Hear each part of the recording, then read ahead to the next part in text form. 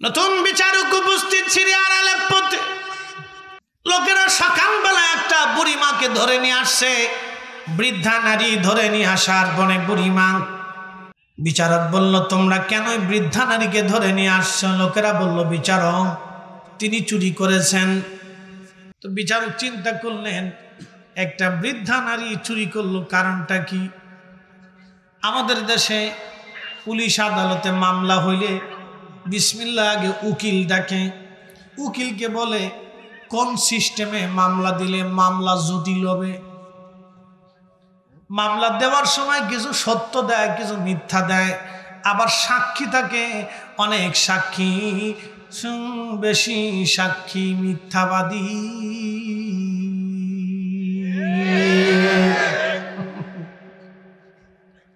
বিসমিল্লাহ শয়তানি। এই জন্য দারোগা কায় মাল নিয়ে আসো, উকিল কায় মাল আনো, বিচারকের কায় মাল আনো। কবে যে আমরা ভালো খাবার জানি না, খামা খাওয়া নাকি টুপি মাথায় দিয়ে ঘুরে সুদ খায়। ঠিক আসতে করলেন কেন? জোরে বলে। যেই বেটা সুদ খায় টুপি মাথায় দিয়ে করে, 1000 বছর হায়াত হলেও টুপি মাথায় দিয়ে ঘুরলেও খোদার কসম করে বলতেছি তার জীবনের একটা ওয়াক্ত নামাজ, টুপি, জিকির ফিকির কবুল হবে না। কথা ক্লিয়ার না ভেজাল আছে? একবার কুয়াশার মতো ক্লিয়ার। কুয়াশা তো পানি, এই যে পানি পড়তেছে দেখতেছেন না, এটা পানি। আল্লাহ তার কুয়াশা বানায় না, যে কুয়াশা আসতেছে না, যেমন কুয়াশা আপনার সিক্ত সিক্ত করে দেয়, তো ঠিক আল্লাহর পক্ষ থেকে একটা সাকিনা বান্দার কালবে নাজিল হয়, বান্দার কালবটাকে সিক্ত করে দেয় আল্লাহ। একসাথে বলবেন আল্লাহু আকবার। বসেন, যারা দূরে মানকে চিপে বিড়ি টানতেছেন তারাও আসেন। বহুত শরীর হিট করছেন, আর হিট করার দরকার নেই, আসেন। ওর ওয়াজ শুনে হিট করে। আমি একদিন পাবলিক টয়লেটে ঢুকছি, খালি দিয়ে বিড়ির গন্ধ। তা কেয়ারটেকারে 10 টাকা দিয়ে গেলাম, বেটা রে পরিষ্কার করতে পারস না, খালি গন্ধ কর। হুজুর কি তা কইতাম, আপনার আগে যেটা ঢুকছে হ্যাঁ তাই বিড়ি টানে। আমি বললাম যে বিড়ি টানার জায়গা তো বহুত জায়গা আছে, গাছের গোড়াতে আছে, রাস্তার ধারে আছে, দোকানে ফাটে আছে, অনেক জায়গায় তো মানুষ বিড়ি বিড়ি খায়। বাথরুমে বিড়ি খান হুজুর, বাথরুমে বিড়ি না টানলে বলে ক্লিয়ার হয় না। তাই বোঝা গেল হেতাই বিড়ি ধরছে না, বিড়ি হেরে ধরে ফেলাইছে। খুব সাবধান, শরীর হিট করার লাগে অনেকে বিড়ি বুড়ি টানে, কাজ হবে না। মহিলাদের একদিক দিয়ে বালা, বিড়ি বুড়ি চিন্তা কারণ নাই, ফান একটা কোচের ভিতরে 2 সাইডে বাইন দেয় না, বই বইয়ে সাবায় আর ওয়াজ শুনে। কিন্তু ওয়াজ যতই শোনো, যত ওয়াজই শোনো, ঝগড়া কমে না। কি কথা কর না কেন? ঝগড়া যায় না। বাপরে বাপ, ফেটের ভিত্তিতে কত কথা, 14 গোষ্ঠীর গল্প ফেটের ভিত্তিতে বেড়ে কোথাতে যায় আল্লাহ জানে। আর ঝগড়ার সময় যে কি যে ঝগড়া করে, বাপরে বাপ, দুনিয়ার ইতিহাস কেমনে যে মনে রাখে আল্লাহ জানে। 20 বছর আগের তা সব ভুলে গেছে গা, বেড়া মানুষের মনে নাই, কিন্তু বেটির 20 বছর আগেরটা খুশায় উড়ে এলাইছে।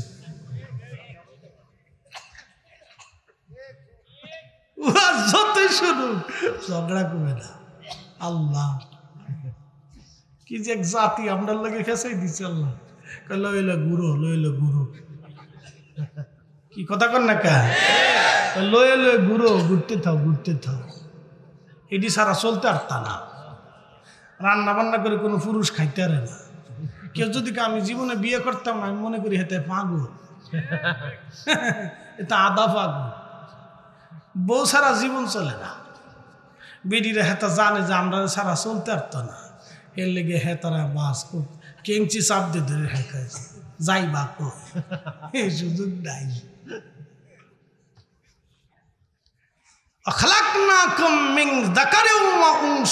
আল্লাহর আইনে বলে দিলেন রব, একজন পুরুষ একজন নারী দিয়ে আমি পৃথিবীকে সাজিয়েছি। একসাথে বলা যাবে না আল্লাহু আকবার।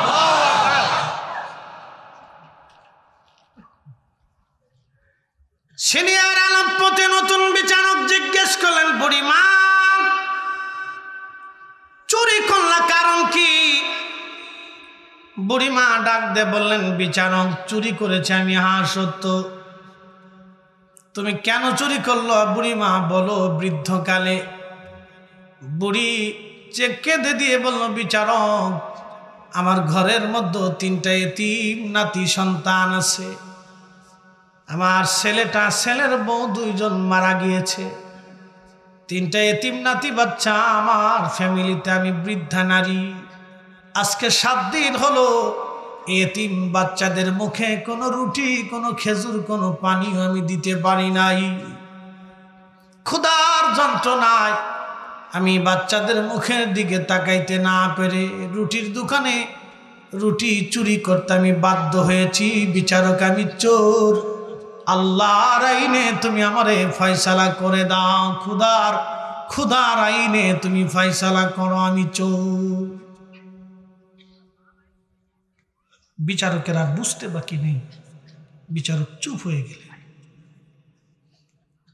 কিছু সময় পরে বলতেছেন, এই মহিলার ফয়সালাটা, রায়টা আমি আজকে দেব না, আগামীকাল দেব।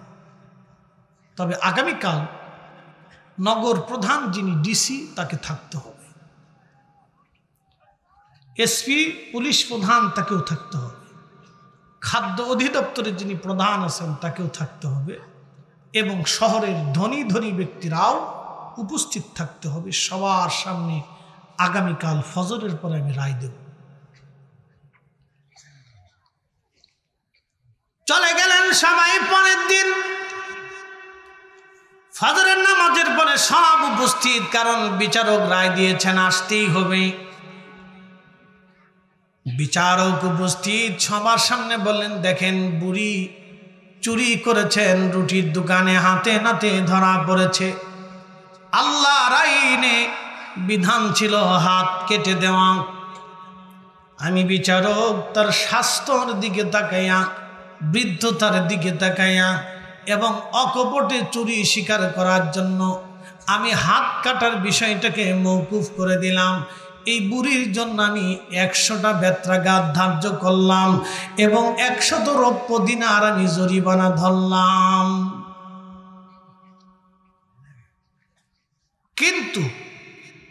কিন্তু বলে বিচারক তার আসন থেকে নেমে বললেন, শোনেন, এই বুড়ি চুরি করে নাই, তাকে এই রাষ্ট্র চুরি করতে বাধ্য করছে। কথা কর না কেন, জোরে বলে। আমার দেশের বহু যুবক চুরি করতে চায় না, এই রাষ্ট্র তাকে চুরি করতে বাধ্য করেছে। এদেশে কেউ হাজার হাজার কোটি টাকার মালিক হয়ে যায়, কেউ মাসে 10,000 টাকাও রুজি করতে পারে না, বেকার ঘুরে বেড়ায়। কেউ শত শত কোটি টাকার মালিক, কারো বিবাহ বার্ষিকী করতে যায় 300 কোটি টাকা খরচা করে। আর আমার দেশের লক্ষ লক্ষ যুবক বেকার পড়ে থাকে। এইগুলি বৈষম্য, এগুলি অন্যায়, এইগুলি জুলুম। কথা বলেন ঠিক না বেঠিক? রাষ্ট্র চুরি করতে বাধ্য করছে।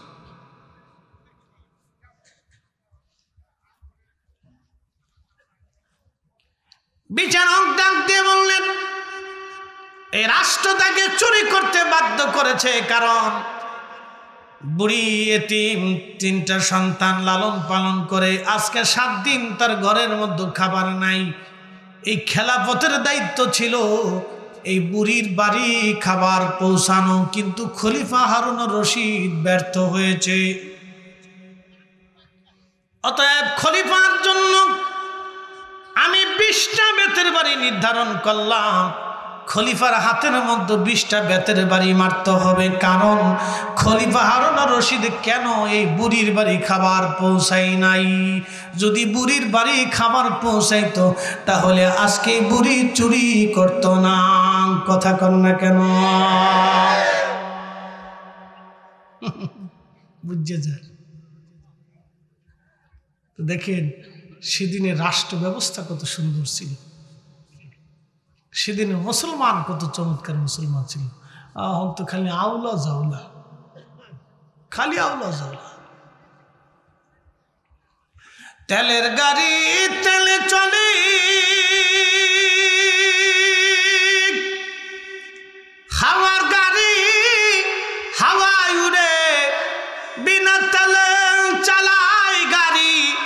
নবী সুলাইমান, আমরা সেই মুসলমান, আমরা সেই মুসলমান। ঠিক কিনা? এবার বিচারক বললেন, খলিফা যেহেতু আমি তার প্রতিনিধি, আমি বিচারক, আমার হাতের মধ্যে 20টা বেতের বাড়ি মারো। বিচারক হাত পেতে দিলেন, 20টা বেতের বাড়ি মারা হলো। হাত ফেটে রক্ত বের হয়ে গেল। নিজে কাপড় দিয়ে রক্তগুলি মুছে রক্ত বন্ধ করলেন। বললেন, খলিফা, এই আলেপ্পো নগরীতে যাকে নগরী প্রধান বানিয়েছিল তিনার হাতের মধ্যে যেন 20টা বেতের বাড়ি মারা হয়, কারণ খলিফা তাকে নিযুক্ত করেছিল এই নগরীর মানুষের ভালো মন্দ দেখার জন্য। সে নিজে দেখে নাই, এই বুড়ির বাড়ি খোঁজ করে সে খাবার পৌঁছায় নাই, অতএব তাকেও 20টা বেতের বাড়ি মারা হোক। প্রকাশ্যে আদালতে তাকেও 20টা বেতের বাড়ি মারা হলো। আরো জোরে বলেন, জোরে বলেন। যদি আমাদের দেশে এইরকম মারা হইতো, কথা কন না কেন? মারা হলে কি হইতো? সব টাইট হয়ে যেত। কথা কন না কে? ঠিক কিনা?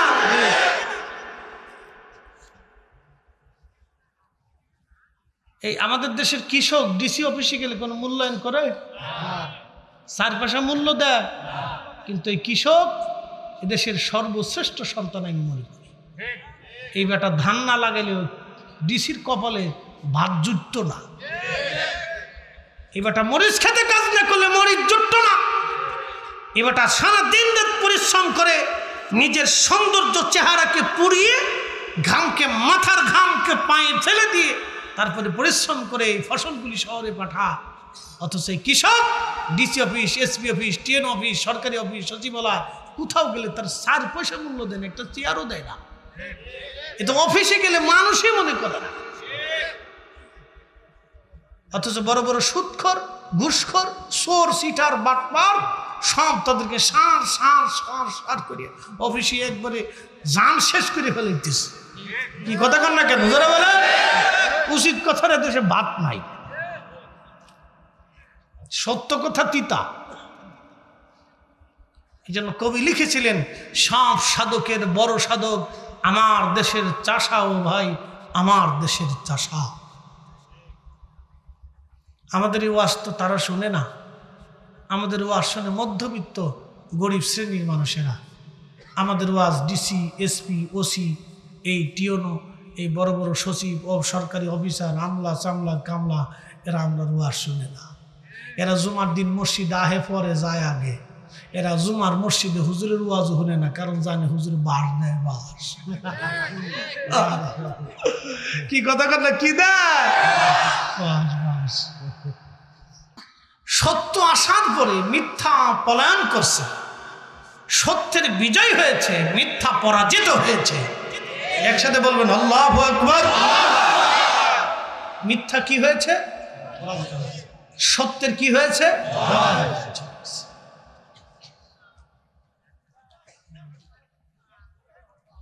আচ্ছা, আপনারা বলেন তো, পৃথিবীতে যারা সুদখোর আছে তাকে কি কেউ ইমাম বানায়?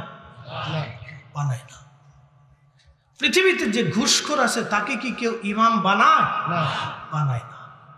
ইমাম একটু বাচ্চা কুচ্ছেই বানায়, যে কোন লোকটা ফ্রেশ আছে, ভালো আছে। আচ্ছা, আপনারা বলেন তো, পৃথিবীতে যারা অন্যের সম্পদ, রক্ত চুষে খায় তাদের কি কেউ কেউ ইমাম বানায়? কেউ বানায়। তার অর্থ হচ্ছে, নামাজ কার পিছনে পড়বে মুসলমানরা ভালো করেই বুঝে। এর অর্থ হচ্ছে মিথ্যা পরাভূত, সত্যের বিজয়। যদি ইমাম সুদখোর হতো, ঘুষখোর হইতো, তাহলে বুঝতে পারতেন যে মিথ্যার বিজয় হয়েছে, সত্যের পরাজয় হয়েছে। কি কথা কন না? ঠিক কিনা? খুব মনোযোগ দেন। আবার বলি, সত্যের সাথে মিথ্যার সারা জীবন যুদ্ধ হয়েছে। কিয়ামত পর্যন্ত এই যুদ্ধ চলমান থাকবে। আল্লাহ প্রতিনিয়ত আপনাকে একজনের সাথে যুদ্ধ করতে অবতীর্ণ করে দিয়েছেন। আপনি একজন যোদ্ধা, কে? আল্লাহর পথের সৈনিক, আর আপনার সাথে যে যুদ্ধ করে সে হচ্ছে আজাজিল।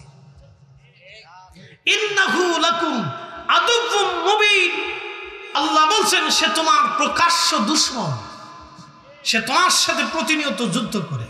এই মাহফিল থেকে আপনাকে উঠিয়ে দেওয়ার জন্য সে আপ্রাণ চেষ্টা করতেছে, এবং কিছু মানুষকে লটপটি চটপটি কিনাইয়া হাতে ধরাই দিয়ে বাড়ি পর্যন্ত পৌঁছাই দিছে।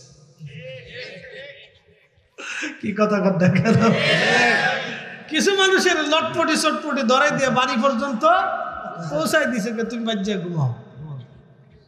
তার মানে ওর জীবনে সর্বনাশ করে দিল। কি কথা কন না কেন? তার জীবনে সর্বনাশ করে দিচ্ছে। পাইছে কি? লটপটি আর চটপটি, বিনিময়ে আর কিচ্ছু। রাতে খাবে, সকালবেলা বাথরুম করে শেষ করে দিবে। আর আপনি বসে আছেন, কি কিনতেছেন? আল্লাহ কোরআনে বলে দিলেন, জাযাউহুম ইনদা রাব্বিহিম জান্নাতু আদনিন তাজরি মিন তাহতিহাল আনহার।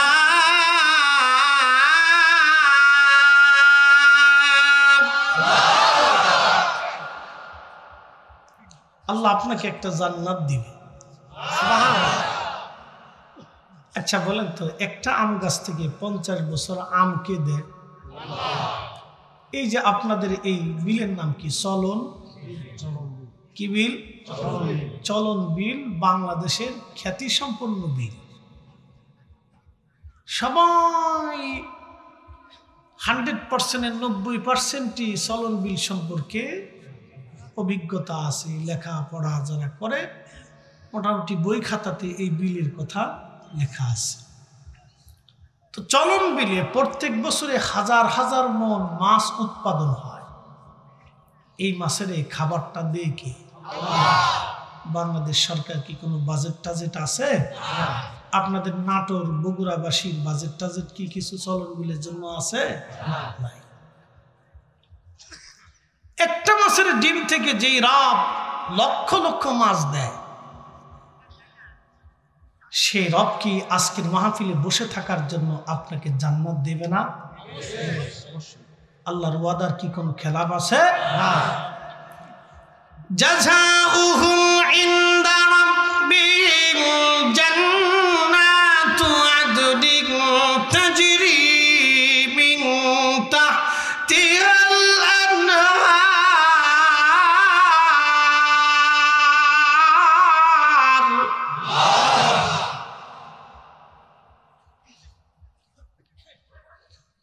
রব্বুল আলামিন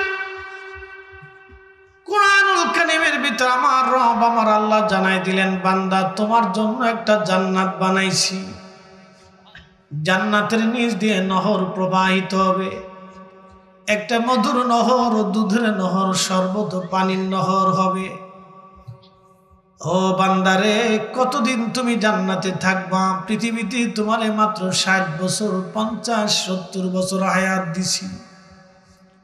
এই 70 বছরের জীবনে তোমার একটা শিশুকাল গেল, একটা কৈশোর গেল, একটা যৌবন গেল, আর একটা বৃদ্ধকাল আমি দিয়েছি। বান্দারে, এক এক কালের এক এক রকম অনুভূতি আমি তোমারে দিছি। শিশুকালের এক অনুভূতি, কৈশোরের আর এক অনুভূতি, যৌবনের আর এক অনুভূতি, বৃদ্ধকালের আর এক অনুভূতি। মানুষ যখন বৃদ্ধ হয়ে যায়, দামি দামি পৃথিবীর শ্রেষ্ঠ খাবার খাইলেও তার 25 বছর আর কোনোদিন ফিরে আসে না। মনের অনুভূতি পরিবর্তন হয়, দেহের অনুভূতি পরিবর্তন হয়, জীবনের অনুভূতি পরিবর্তন হয়ে যায়। আল্লাহ ডাক দিল, বান্দা দুনিয়াতে তোমাকে সাময়িক সময়ের জন্য আমি পৃথিবীতে তোমারে পাঠাইছি রে বান্দা, কিন্তু তোমার একটা জান্নাত আমি আল্লাহ দিব। কতদিন? আল্লাহ বললেন, খালিদিনা ফিহা আবাদা।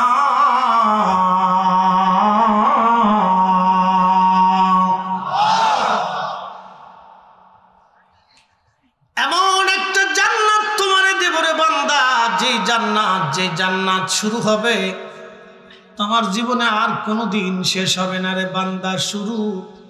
শুরু হবে আর কোনো দিন শেষ হবে না। শুরু হবে আর কোনো দিন শেষ হবে না। শুরু হবে আর কোনো দিন শেষ হবে না। এমন জান্নাত শুরু হবে আর কোনো দিন শেষ হবে না। শুরু হবে কোনো দিন আর শেষ হবে না। বন্ধু, খুবই মনোযোগের সাথে কথাগুলি শুনবেন। এখন শীতকাল আমাদের মাঝে আসলো। শীত আমার আল্লাহ পাক দিলেন। শীতের সাথে আল্লাহ কুয়াশা দিলেন। আল্লাহ কুয়াশা দিলেন শীতের সাথে। দিনের ভাগে আল্লাহ রোদ দিলেন। মিষ্টি মিষ্টি রোদ লাগে। আপনি জানেন রোদটা তো মিষ্টি লাগার কথা না, কিন্তু কেন মিষ্টি মিষ্টি লাগে? আল্লাহ সূর্যটাকে কোটি কোটি বছর ধরে জ্বালিয়ে রাখছেন। পৃথিবীতে যেই তাপমাত্রা দেখেন, এই বছর আমি হজে ছিলাম, ৪৫ থেকে ৫০ ডিগ্রি সেলসিয়াস তাপমাত্রায়, প্রচণ্ড গরমে আমার চোখের সামনে একজন মিশরি হাজি আরাফাতের ময়দানে, প্রচণ্ড গরম সহ্য করতে না পেরে হিট স্ট্রোকে মারা গেল। ছটফট করে হাজি মারা গেল আরাফাতের মাঠে। বড় ভাগ্যবান হাজি আরাফাতের মাঠে আল্লাহর দরবারে হাজিরা দিয়ে সে চলে গেল। খুব মনোযোগ দিয়ে, দুনিয়ার একটু সামান্য গরমে মানুষ স্ট্রোক করে হিট স্ট্রোকে মারা যায়। ওই সূর্যটার তাপমাত্রা ২০০ কোটি ডিগ্রি সেলসিয়াস। আমার সামনে যে লোহাটা দেখতেছেন, এটা মাত্র ১২ থেকে ১৩,০০০ ডিগ্রি সেলসিয়াস তাপমাত্রায় একটা লোহা গলে পানির মতো নরম হয়ে যায়। আর সূর্যের গতি, সূর্যের তাপমাত্রা ২০০ কোটি ডিগ্রি সেলসিয়াস। এই সূর্যটাকে আমার রব প্রত্যেক দিন জ্বালায় রাখে। পৃথিবীতে যেমন বাতাস আছে, পৃথিবীতে গাছ আছে, পৃথিবীতে পানি আছে, পৃথিবীতে মানুষ আছে, ৪ লক্ষ প্রজাতির জীব এবং জীবন পৃথিবীতে আছে, কিন্তু সূর্যের মধ্যে আগুন ছাড়া আর কিছুই নাই। আগুন ছাড়া আর কিছুই নাই। আগুন ছাড়া আর কিছুই নাই। আগুন ছাড়া আর কিছু নাই। ১৩ লক্ষ পৃথিবী এক জায়গা করলে যত একটা সূর্য হবে তত বড়। ১৩ লক্ষ পৃথিবী এক জায়গা করলে যত বড় হবে, একটা সূর্য হবে তত বড়। এই সূর্যটাকে প্রত্যেক দিন আমার রব আল্লাহ তার হুকুম দিয়া সূর্যটাকে উদয় বানায়, উদয় করে দেয়। আশ-শামসু ওয়াল কামারু বিহুসবানিন ওয়ান নাজমু ওয়াশ-শাজারু ইয়াসজুদান।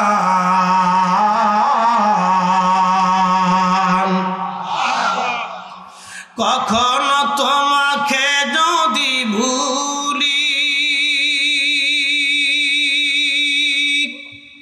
হেদায়েতের আলো জেলে নিউ কাছে তুলি, ঠাই দিও প্রিয়তম, ঠাই দিও প্রিয়তম, ওগো মহিয়ান, তুমি রহমান, তুমি মেহেরবান।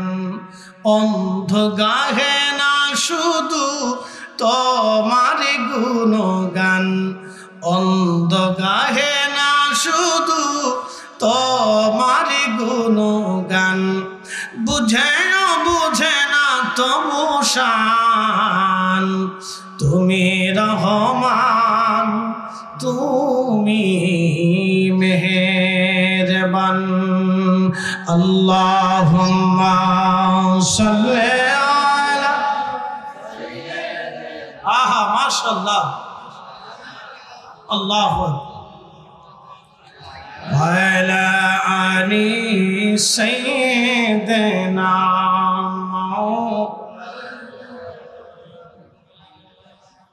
বুঝতে কি কোনো অসুবিধা? ১৩ লক্ষ পৃথিবীর সমান একটা সূর্যকে আমার আল্লাহ প্রত্যেক দিন জ্বালায় রাখে। কোটি কোটি বছর ধরে আল্লাহ জ্বালাইলো। সকাল থেকে সন্ধ্যা পর্যন্ত আল্লাহ আলো দিল, শীতের দিনের আলোটাকে আল্লাহ মিষ্টি বানায় দিল। ও বন্ধু, খুব মনোযোগ দিবেন। আমার রব যদি সূর্য না উঠাইতেন, পৃথিবীর কি এমন কোন শক্তি আছে সূর্যটাকে উঠাই দিবে? এত বছর ধরে আল্লাহ সূর্যের আলো দিলেন, একটা দিনের জন্য আল্লাহ আপনার কাছে বিল চাই নাই। আল্লাহ একটা বিল চাইল, লা ইন শাকারতুম লা আযীদান্নাকুম ওয়া লা ইন কাফারতুম ইন্না আযাবি লাশাদীদ। আল্লাহ বিল চাইছে, বান্দা শুকর আদায় করবা, কুফর করবা না। যদি কুফর করো, না শুকরিয়া করো রে বান্দা, এমন কঠিন শাস্তি তোমাকে দিব, ভয়াবহ শাস্তি হবে। আপনাদের বাড়িতে কুত্তা আছে, খাবার যদি দেন, আদর যদি করেন, দেখবেন ওই কুকুর এই শীতের মধ্যে মনে হয় কুত্তার কি মাসে কোনো বেতন টেতন আছে? কোনো শর্ত কি আছে যে আপনি সকালবেলা রুটি দিবেন, একটা ডিম ভাজি এবং সবজি দিবেন, দুপুরবেলা মুরগার গোশত দিয়ে খাবার দিবেন, রাত্রিবেলা গরুর গোশত ফ্রাই করে রান্না বান্না করে এরপরে আপনি তুন্দুল রুটি দিয়ে তারে খাওয়াবেন, আর মাস গেলে তারে 10,000 টাকা বেতন দিবেন, আর কম্বল দিবেন, এসি রুম দিবেন? এমন কোনো শর্ত কুত্তার নাই। কিন্তু তারপরও কুত্তা পচা গলা খাই আপনার বাড়ি পাহারা দেয়। আপনি যখন ঘুমান, কুকুর আপনার উঠানে ঠান্ডা মাটির মধ্যে শুয়ে কাঁপতে থাকে থরথর করে, আর সারা রাত আপনার ঘর পাহারা দিতে থাকে। সামান্য পরিমাণ খাইয়া কুত্তা বেঈমানি করলো না, আর আপনি 60টা বছর আল্লাহর খাবার খাওয়ার পরেও আল্লাহর সাথে নাফরমানি করে দিছেন।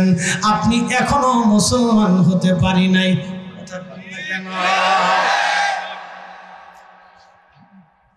60 বছর ধরে খাওয়ায় কে? নাফরমানি আল্লাহর সাথে করে ফেলছি। কুত্তা খাইছে 2 বেলা, বেঈমানি করে নাই। আর আপনি আমি 60 বছর খাইও আল্লাহর সাথে নাফরমানি করে ফেলছি।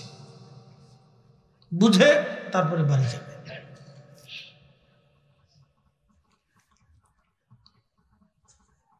সিংড়াবাসী মনোযোগ দিবেন, নাটোরবাসী, আমার রব আপনার কাছে টাকা করি, অর্থ করি কিছুই চাই নাই, জমি জমা চাই নাই। আমার রব চাইল আপনার অন্তর থেকে আল্লাহর আনুগত্য। আসলামতু লিরাব্বিল আলামিন। মুসলমান তো তাকে বলে যে নিজের সব কিছু আল্লাহরকে বিলীন করে দেয়, আল্লাহর জন্য যে লিজ দিয়ে দেয়, সে তো মুসলমান। আমাদের দেশে যারা হোটেলে মুরগি খাওয়াইতে যায়, মরা মুরগি চালায় দেয়, এই সিংড়া থেকে কিছু মুরগি ঢাকাতে যায়, যেতে যেতে কিছু মুরগি মারা যায়। কথা বলতে যায় না?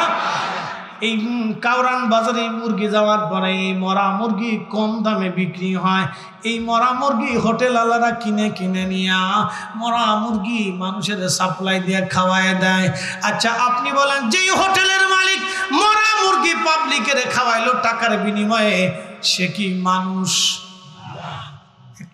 একসাথে বলেন, সে কি মানুষ? মুসলমান পরে আসেন, ঠিক কথা কন না? মুসলমান পরে আসেন, ও মানুষ কিনা এটা দেখে নাকি? ও মানুষই হয় নাই। কি কথা কন না কেন? জোরে বলে, মানুষ হয় নাই, মানুষ না, এখনো মানুষ হইছে না। আমার দেশে ডিস্টার্ব দিচ্ছে, আমার দেশে যে ভাই তার বোনের জমি বুঝাই দেয় না, কে ভাই পরে দিবানি, বোন পরে দিবানি। বহু ভাই আছে বোনের জমি দেয় না, বাপের দেওয়া জমি বক দখল করে খায়, বোন রে বুঝাই দেয় না। বহু চাচা আছে এতিম ভাতিজার জমি বুঝাইয়া দেয় না। আচ্ছা এরকম আছে না? হ্যাঁ জোরে বলেন, আসেনি? সে কি মানুষ? মুসলমান পরে আসেনি, মানুষ হয়েছে কি নাকি প্রশ্ন করি। মানুষ হইয়া ভবেতে আসিয়া মানুষের করিলাম কি? আমি নবী না মানিলাম, কি যে ভুল করিলাম। আমি নবী না মানিলাম, কি যে ভুল করিলাম, ভস্মে ঢালিলাম ঘি। মানুষ হইয়া ভবেতে আসিয়া মানুষের করিলাম কি। সিরিয়ার আলেপ্পো শহর, কয়দিন আগে আপনারা নাম শুনছেন, টেলিভিশনে যুদ্ধ চলতেছে। এই সিরিয়ার আলেপ্পো থেকে ইরাকের বাগদাদে খলিফা হারুনুর রশিদের দরবারে একখানা চিঠি লেগে গেল, খলিফাতুল মুসলিমিন আলেপ্পোতে আজ 1 মাস বিচারক অসুস্থ আছে। খলিফা বিচার কার্য না হওয়ার কারণে এই শহরে চুরি ডাকাতি বেড়ে গেছে। আপনি পুলিশ যদি না থাকে ডাকাতির কবলে পড়া লাগবে। আপনি ইঁদুর বাস মারতে চাইলে বিলাই পালতে হবে, আর শিয়াল বন্য প্রাণী থেকে বাঁচতে হলে আপনাকে কুকুর পালতে হবে। মনে রাখবেন, ইঁদুর মারতে হলে বিলাই পালতে হবে। সমস্ত বিলাই যদি বিড়াল যদি মেরে ফেলে দেন তাহলে ইঁদুরের জ্বালায় ঘুমাইতে পারবেন না, আর পুলিশ যদি মেরে ফেলে দেন চোরের জ্বালায় ঘুমাইতে পারবেন না। খালি মারলে হবে না, বাঁচায় রাখতে হবে, জ্বালা আছে। এই যে এখন পুলিশ দুর্বল, ডাকাতি বাড়ছে, গরু চুরি হয়, ছাগল চুরি হয়, মুরগি চুরি হয়। কি কথা কর না কেন? পুলিশ দুর্বল, চুরি বাড়ছে। এই জন্য রাষ্ট্রের জন্য সবাইরই প্রয়োজন। এই জন্য আল্লাহ বিলাই বানাই দিচ্ছে, ইঁদুর থামাই রাখবি। আপনি সব বিলাই মেরে ফেলে দেন গ্রামে, আপনি ইঁদুরের জ্বালা ঘুমাইতে পারবেন না। এ সব আল্লাহর ইচ্ছা। একসাথে বলবেন আল্লাহু আকবার। কার ইচ্ছা? আল্লাহর ইচ্ছা। সবাইকে প্রয়োজন। কাকে প্রয়োজন? সবাইকে প্রয়োজন। পৃথিবীটাকে আল্লাহ সবাইকে দিয়ে সাজাইছে। আপনি যদি মনে করেন যে দেশে হিন্দু থাকবে না, তা চলবে না। হিন্দু থাকতে হবে। হিন্দু যদি না থাকে তাহলে আপনি কেমনে বুঝবেন যে এখনো মানুষ পাথরের সামনে সেজদা দেয়? কি কথা কর না কেন? আপনি বুঝতেন না তো যে মানুষ এখনো ল্যাংটা, সাধু ল্যাংটা, হেতে বলে ল্যাংটা বলে সাধু হয়, সাধু বলে ল্যাংটা, আর ল্যাংটা বলে সাধু হয়। ল্যাংটা কোনোদিন সাধু হইতে পারে না, সাধু কোনোদিন ল্যাংটা হইতে পারে না। সারা বছর কাপড় চোপড় ভরে না, মেশিনপত্র বাদ করে বসে থাকে, মানুষ যে হেতার সামনে সেজদায় পড়ে থাকে। আপনি জানতেনই না যে ল্যাংটার সামনে মানুষ সেজদায় পড়ে থাকে। এই জন্য সবাইকে দিয়ে দুনিয়া। কি কথা কর না কেন? আল্লাহ ইচ্ছা করলে সব খ্রিস্টান মুসলমান বানাইতে পারে না, তো বানাইলো না কেন? আল্লাহ বললেন আমি ইচ্ছা করলে সবাইকে ঈমান ওয়ালা বানাইতে পারতাম, কিন্তু বানাইনি, আমি পরীক্ষা করতেছি। আল্লাহ ইচ্ছা করলে এই এলাকার সব মানুষকে ঘর থেকে না মাহফিলে বসাইতে পারতেন। কি কথা কর না কেন? পারতেন না? তা আপনি বসে রয়েছেন, 8-10 জন চলে গেল কেন? পরীক্ষা। কি কথা কর না কেন? কি পরীক্ষা? জোরে বলেন, কি পরীক্ষা? আল্লাহ বানাইলেন কত জাতি,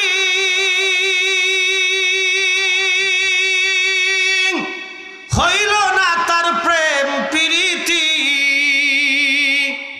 অবশেষে মানুষ বানায় প্রেমের কারণে, প্রেমের ডুরি বান্ধরে মদিনার শনে।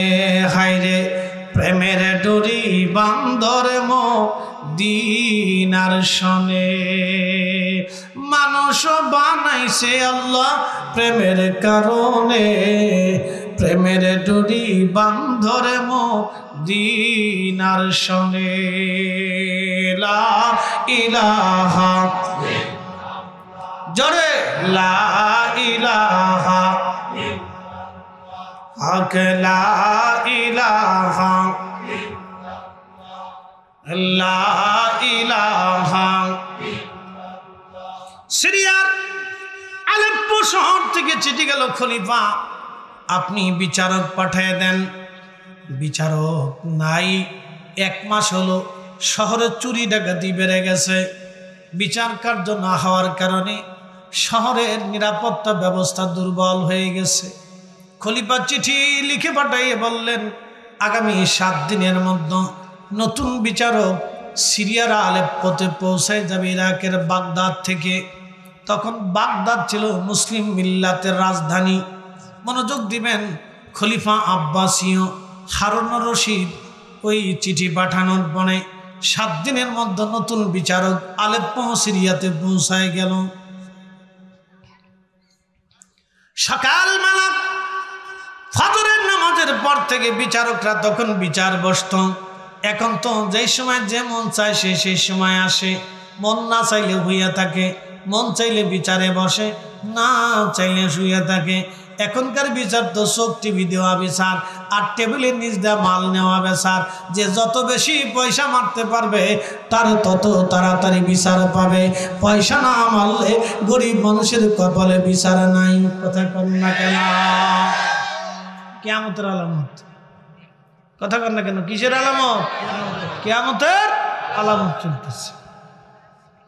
যারা দুনিয়াতে অন্যায় বিচার করবে মাহশরের মাঠে তাদের সাথে হামান, কারুন, ফেরাউন, নমরুদের সাথে হাসর হবে। আর যারা দুনিয়াতে ন্যায় বিচার করবে মাহশরের মাঠে হযরত ওমরের সাথে তাদের হাসর হয়ে যাবে। একসাথে বলবেন আল্লাহু আকবার। আমাদের দেশে চোখ টিভিতে বিচার করে,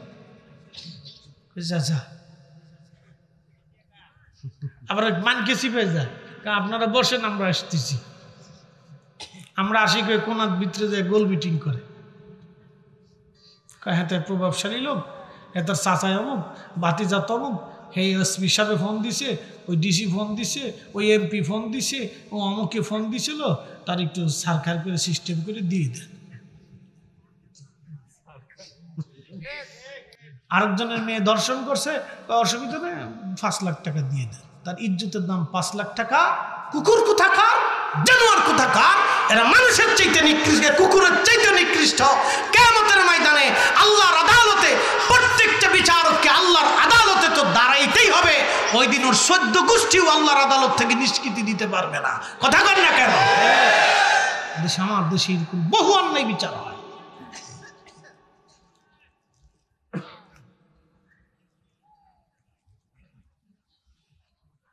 নতুন বিচারক উপস্থিত সিরিয়ার আলেপ্পোতে। লোকেরা সকালবেলা একটা বুড়ি মাকে ধরে নিয়ে আসছে, বৃদ্ধা নারী ধরে নিয়ে আসার পরে বুড়ি মা, বিচারক বলল তোমরা কেন বৃদ্ধা নারীকে ধরে নিয়ে আসছো? লোকেরা বলল বিচারক তিনি চুরি করেছেন। তো বিচারক চিন্তা করলেন একটা বৃদ্ধা নারী চুরি করলো, কারণটা কি? আমাদের দেশে পুলিশ আদালতে মামলা হইলে বিসমিল্লাহ আগে উকিল ডাকে। উকিলকে বলে কোন সিস্টেমে মামলা দিলে মামলা জটিল হবে। মামলা দেওয়ার সময় কিছু সত্য দেয়, কিছু মিথ্যা দেয়, আবার সাক্ষী থাকে অনেক সাক্ষী, বেশি সাক্ষী মিথ্যাবাদী।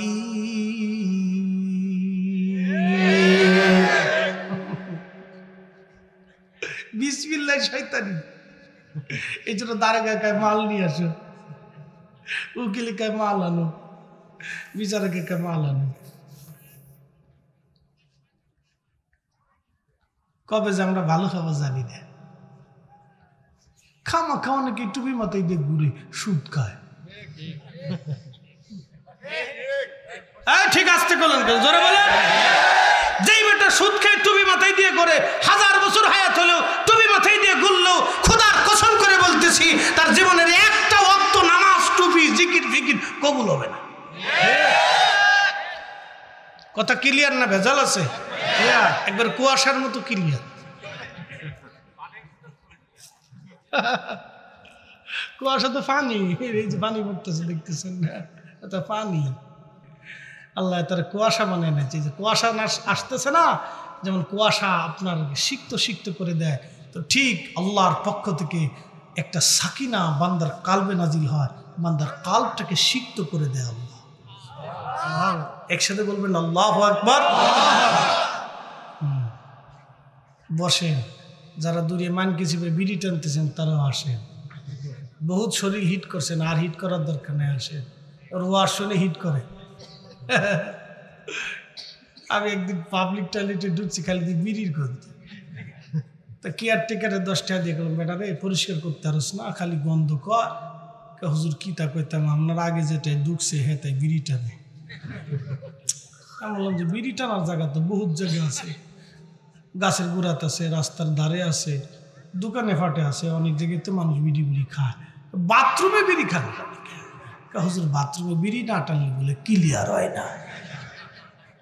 বুঝছেন?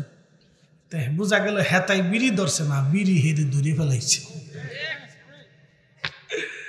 খুব সাবধান, শরীর হিট করার লাগে অনেকে বিড়ি বুড়ি টানে, কাজ হবে না। মহিলাদের একদিক দিয়ে বালা, বিড়ি বুড়ি চিন্তা কারণ নাই, ফান একটা কোচের ভিতরে 2 সাইডে বাইন দেয় না, বই বইয়ে সাবায় আর ওয়াজ শুনে। কিন্তু ওয়াজ যতই শোনো, যত ওয়াজই শোনো, ঝগড়া কমে না। কি কথা কর না কেন, ঝগড়া যায় না। বাপরে বাপ, ফেটের ভিত্তিতে কত কথা, 14 গোষ্ঠীর গল্প ফেটের ভিত্তিতে বেড়ে কোথাতে যায় আল্লাহ জানে। আর ঝগড়ার সময় যে কি যে ঝগড়া করে, বাপরে বাপ, দুনিয়ার ইতিহাস কেমনে যে মনে রাখে আল্লাহ জানে। 20 বছর আগের তা সব ভুলে গেছে গা, বেড়া মানুষের মনে নাই, কিন্তু বেটির 20 বছর আগের খুসায় উড়ে এলাইছে।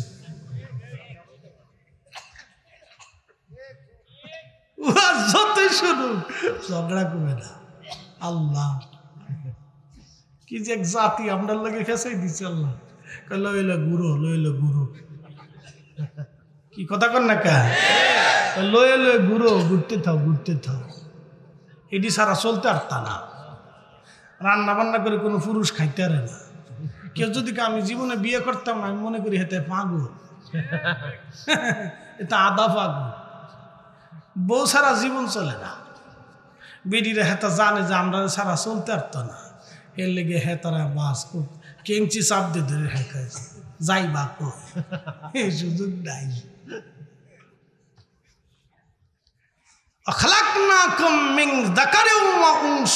আল্লাহর আইনে বলে দিলেন রব, একজন পুরুষ একজন নারী দিয়ে আমি পৃথিবীকে সাজিয়েছি। একসাথে বলা যাবে না আল্লাহু আকবার।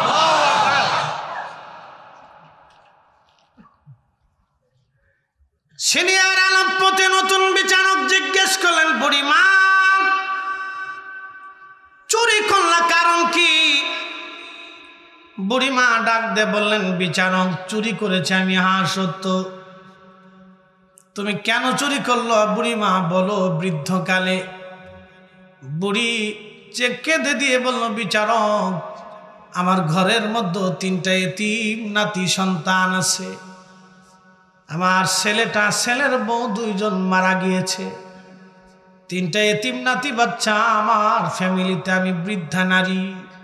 আজকে 7 দিন হলো এতিম বাচ্চাদের মুখে কোনো রুটি, কোনো খেজুর, কোনো পানিও আমি দিতে পারি নাই।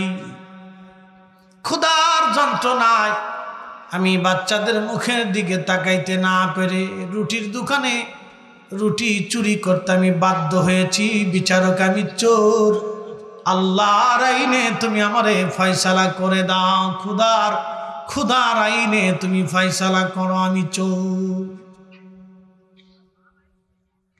বিচারকের আর বুঝতে বাকি নেই, বিচারক চুপ হয়ে গেলেন। কিছু সময় পরে বলতেছেন, এই মহিলার ফয়সালাটা, রায়টা আমি আজকে দেব না, আগামীকাল দেব। তবে আগামীকাল নগর প্রধান যিনি ডিসি তাকে থাকতে হবে, এসপি পুলিশ প্রধান তাকেও থাকতে হবে, খাদ্য অধিদপ্তরের যিনি প্রধান আছেন তাকেও থাকতে হবে, এবং শহরের ধনী ধনী ব্যক্তিরাও উপস্থিত থাকতে হবে। সবার সামনে আগামীকাল ফজরের পরে আমি রায় দেব। চলে গেলেন সবাই। পরের দিন ফজরের নামাজের পরে সব উপস্থিত, কারণ বিচারক রায় দিয়েছেন আসতেই হবে। বিচারক উপস্থিত, সবার সামনে বললেন, দেখেন বুড়ি চুরি করেছেন, রুটির দোকানে হাতে নাতে ধরা পড়েছে।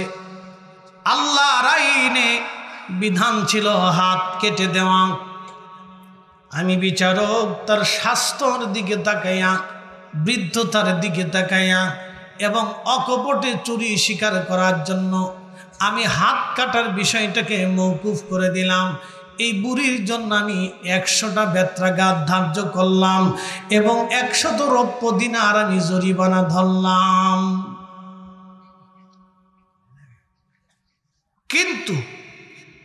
কিন্তু বলে বিচারক তার আসন থেকে নেমে বললেন, শোনেন, এই বুড়ি চুরি করে নাই, তাকে এই রাষ্ট্র চুরি করতে বাধ্য করছে।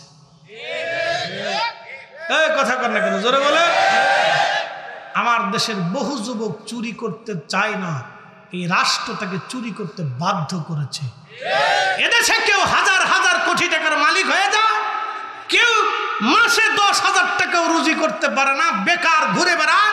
কেউ শত শত কোটি টাকার মালিক, কারো বিবাহ বার্ষিকী করতে যায় 300 কোটি টাকা খরচা করে। আর আমার দেশের লক্ষ লক্ষ যুবক বেকার পড়ে থাকে। এইগুলি বৈষম্য, এগুলি অন্যায়, এইগুলি জুলুম। কথা বলেন ঠিক না বেঠিক? রাষ্ট্র চুরি করতে বাধ্য করছে।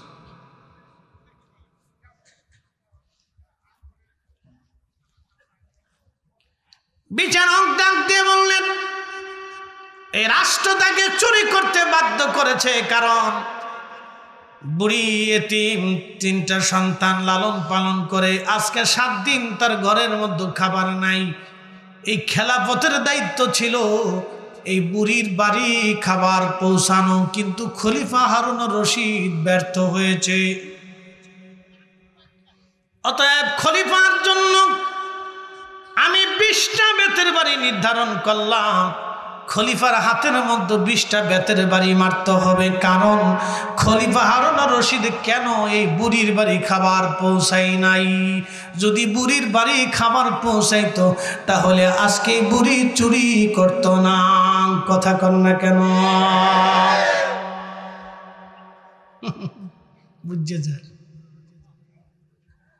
তো দেখেন সেদিনের রাষ্ট্র ব্যবস্থা কত সুন্দর ছিল, সেদিনে মুসলমান কত চমৎকার মুসলমান ছিল। তো খালি আউলা জাউলা, খালি আউলা জাউলা। তেলের গাড়ি তেলে চলে,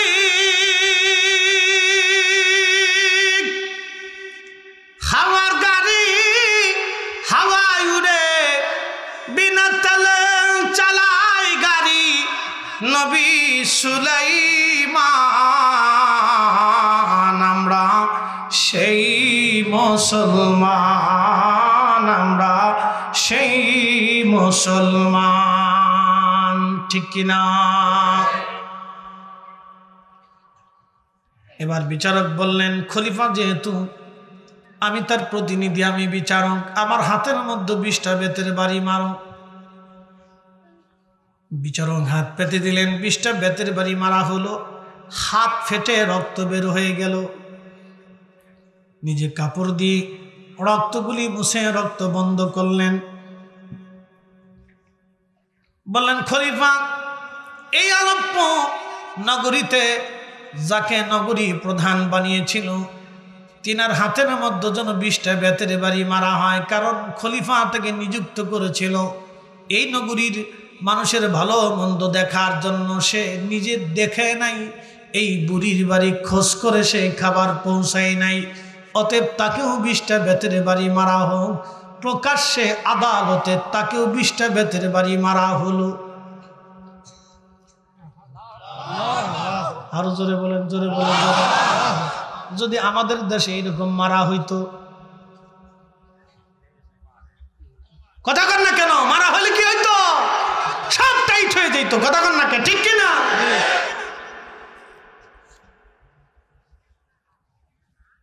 এই আমাদের দেশের কৃষক ডিসি অফিসে গেলে কোনো মূল্যায়ন করে? 4 পয়সা মূল্য দেয়। কিন্তু এই কৃষক এদেশের সর্বশ্রেষ্ঠ সন্তান আমি মনে করি। এই বেটা ধান না লাগালেও ডিসির কপালে ভাত জুটতো না। এই বেটা মরিচ খেতে কাজ না করলে মরিচ জুটতো না। এই বেটা সারাদিন পরিশ্রম করে নিজের সৌন্দর্য চেহারাকে পুড়িয়ে, ঘামকে, মাথার ঘামকে পায়ে ফেলে দিয়ে তারপরে পরিশ্রম করে এই ফসলগুলি শহরে পাঠা। অথচ এই কৃষক DC office, SP office, TN office, সরকারি অফিস, সচিবালয় কোথাও গেলে তার 4 পয়সা মূল্য দেন, একটা চেয়ারও দেয় না। এ তো অফিসে গেলে মানুষই মনে করে না। অথচ বড় বড় সুদখোর, ঘুষখোর, চোর, সিটার, বাটপার সব তাদেরকে সার সার সার সার করে অফিসে একবারে জান শেষ করে ফেলতেছে। কি কথা কন না কেন? ধরে বলে উচিত কথার দেশে বাদ নাই, সত্য কথা তিতা। এই জন্য কবি লিখেছিলেন, সব সাধকের বড় সাধক আমার দেশের চাষা। ও ভাই, আমার দেশের চাষা। আমাদের এই ওয়াজ তো তারা শুনে না।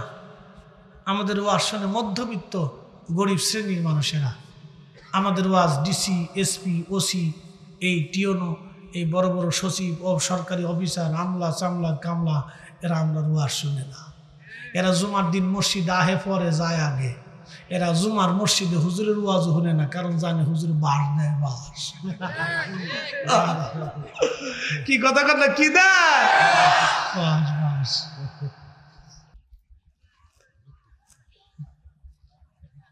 বুঝতে অসুবিধা লাগে? কিছু সময় বসা যাবে না ইনশাল্লাহ? বাবা মার জন্য দোয়া করে যাওয়া যাবে তো? বলেন না ইনশাল্লাহ, বলেন ইনশাল্লাহ। নারে তাকবীর, নারে রিসালাত। মাশাআল্লাহ, বসে কথা শুনে যান, জীবনে কাজে লাগবে। একদিন আমরা কার কাছে ফিরে যাব? আল্লাহর কাছে ফিরে যাব। প্রিয় উপস্থিতি, মনোযোগ দিয়ে শুনিয়া যান। বিচারক ডাক দিয়ে বলতেছি, নগরী প্রধানের হাতের মধ্যে 20টা বেতের বাড়ি মারা হোক। মারা হলো তাকে। পুলিশ প্রধান যে তার হাতে মারা হোক, তারও মারা হলো। খাদ্য অধিদপ্তরের যিনি প্রধান, যিনি খাবার পৌঁছাবে গরিব মানুষের কাছে, বৃদ্ধ ভাতা, বয়স্ক ভাতা, অন্ধ ভাতা, এই ভাতাগুলি আজকে তো ইউরোপরা নতুন চালু করেছে। খেলাপথর আমলে হযরত ওমর নিজেই শিশু ভাতা, অন্ধ ভাতা, বৃদ্ধ ভাতা এবং এই ভাতাগুলি হযরত ওমর নিজে ওমরের জমানায় চালু করে দিয়ে মুসলিম মিল্লাতকে আপডেট করে দিয়ে একবারে 1450 বছর আগে বুঝাই দিয়ে গেল, ইসলাম এখনো ঠিক, আগামীতেও ঠিক, কিয়ামত পর্যন্ত ইসলামের মতো আধুনিক আর কোনো ধর্ম হবে না। কথা বলেন ঠিক কিনা?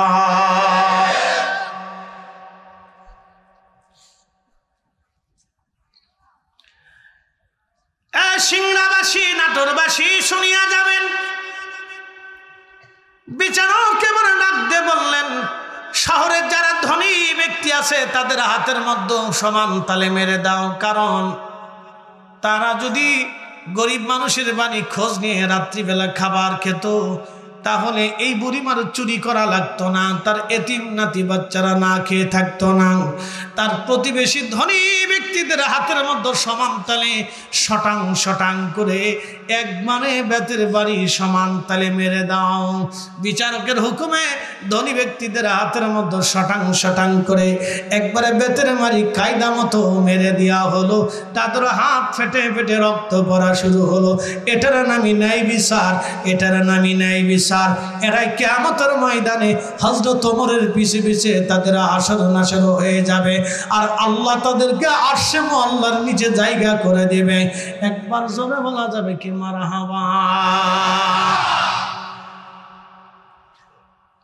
এই হাসরের ময়দানে আরশে মুআল্লার নিচে আপনাদের থাকার ইচ্ছা আছে?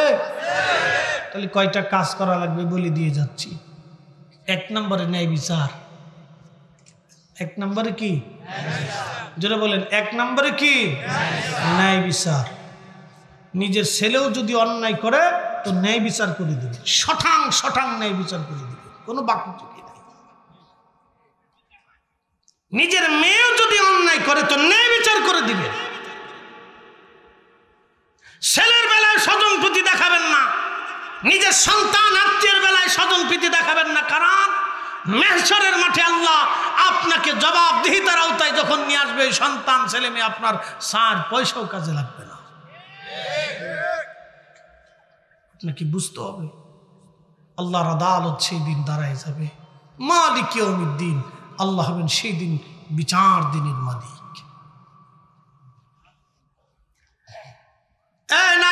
বেশি মনোযোগ দিয়ে শুনে যাবেন। এবার বিচারক ডাক দিয়ে বলতেছে, এই মহিলার জন্য 100 রূপ্য দিনার আমি জরিমানা ধার্য করেছিলাম, কারণ বুড়ি তো এমনি খাবার পায় না, পয়সা কোথায় পাবে। তোমরা প্রত্যেকেই খলিফার পক্ষ থেকে আমি 50 দিনার জমা করলাম, প্রত্যেকেই যেন জরিমানা বাবদ 50 দিনার করে দিয়ে দেয়। এইভাবে 50 দিনার করে দিয়ে দেওয়ার পরে 400 দিনার জমা হয়ে গেল। 100 দিনার নাশতা কোষাগারে জমা করা হলো, 20 দিনার রুটির দোকানদারকে বুঝিয়ে দেওয়া হলো, আর বাকি 280 দিনার দেরহাম বুড়িমার হাতে দিয়ে বিচারক বললেন, বুড়িমারে 7টা দিন বাচ্চা নিয়ে কষ্টে ছিলেন, 280 দেরহাম আপনাকে বুঝিয়ে দিলাম, আপনি এই 80 দেরহাম দিয়ে আপনি খানা পিনা চলবে। আর আগামী 1 মাসের মধ্যে ইরাকের বাগদাদে আপনি যাবেন, রাজ দরবারের সামনে সবার সামনে খলিফাতুল মুসলিমিন হারুন রশিদ আপনার কাছে ক্ষমা চাইতে বাধ্য। চিৎকার মেরে জোরে বলেন না মারহাবা। তেলের গাড়ি তেলে চলে,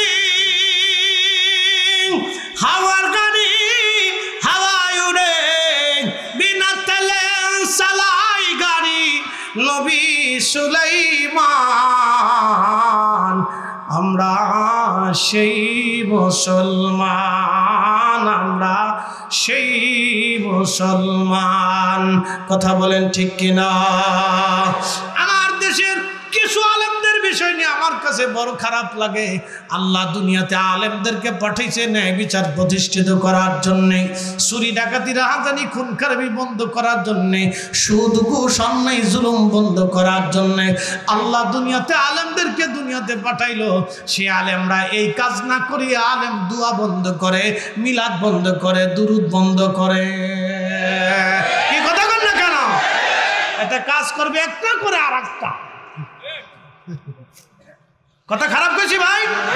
আল্লাহ দেশে আলেমদেরকে পাঠাইছে চুরি ডাকাতি রাহাজানি খুন খারাপি অন্যায় জেনা ওকাম কুকাম আদাম্যা বাদাম্যা এই কি বলে জুলুম অন্যায় রক্তচোষা এগুলি বন্ধ করার জন্য, আল্লাহ আলেমদেরকে দোয়া বন্ধ করার জন্য, নবীর দরুদ সালাম বন্ধ করার জন্য, এই তালিম তরবিয়ত জিকির ফিকির মাহফিল বন্ধ করার জন্য, এইগুলির জন্য আল্লাহ আলেমদেরকে পাঠায় নাই। কথা কন না কেন? ঠিক কি? এগুলির জন্য আলেমদেরকে পাঠায়নি। অনেক দল আছে এটা বন্ধ করো, বেদাত, বিরাট মাথার ভিতরে ঢুকছুনের বেদাত। এদেশের জায়গায় থেকে সুদের কারখানা বসে রয়েছে, হেতা চোখে দেখে না। প্রতি তালায় বসে রয়েছে, হেতা চোখে দেখে না। উনি খালি মিলাদ পড়লেই ওনার শরীর ভিতরে ঠাডা পড়ে গেছে, ওনার শরীরে জ্বালা ধরে যায়। তখন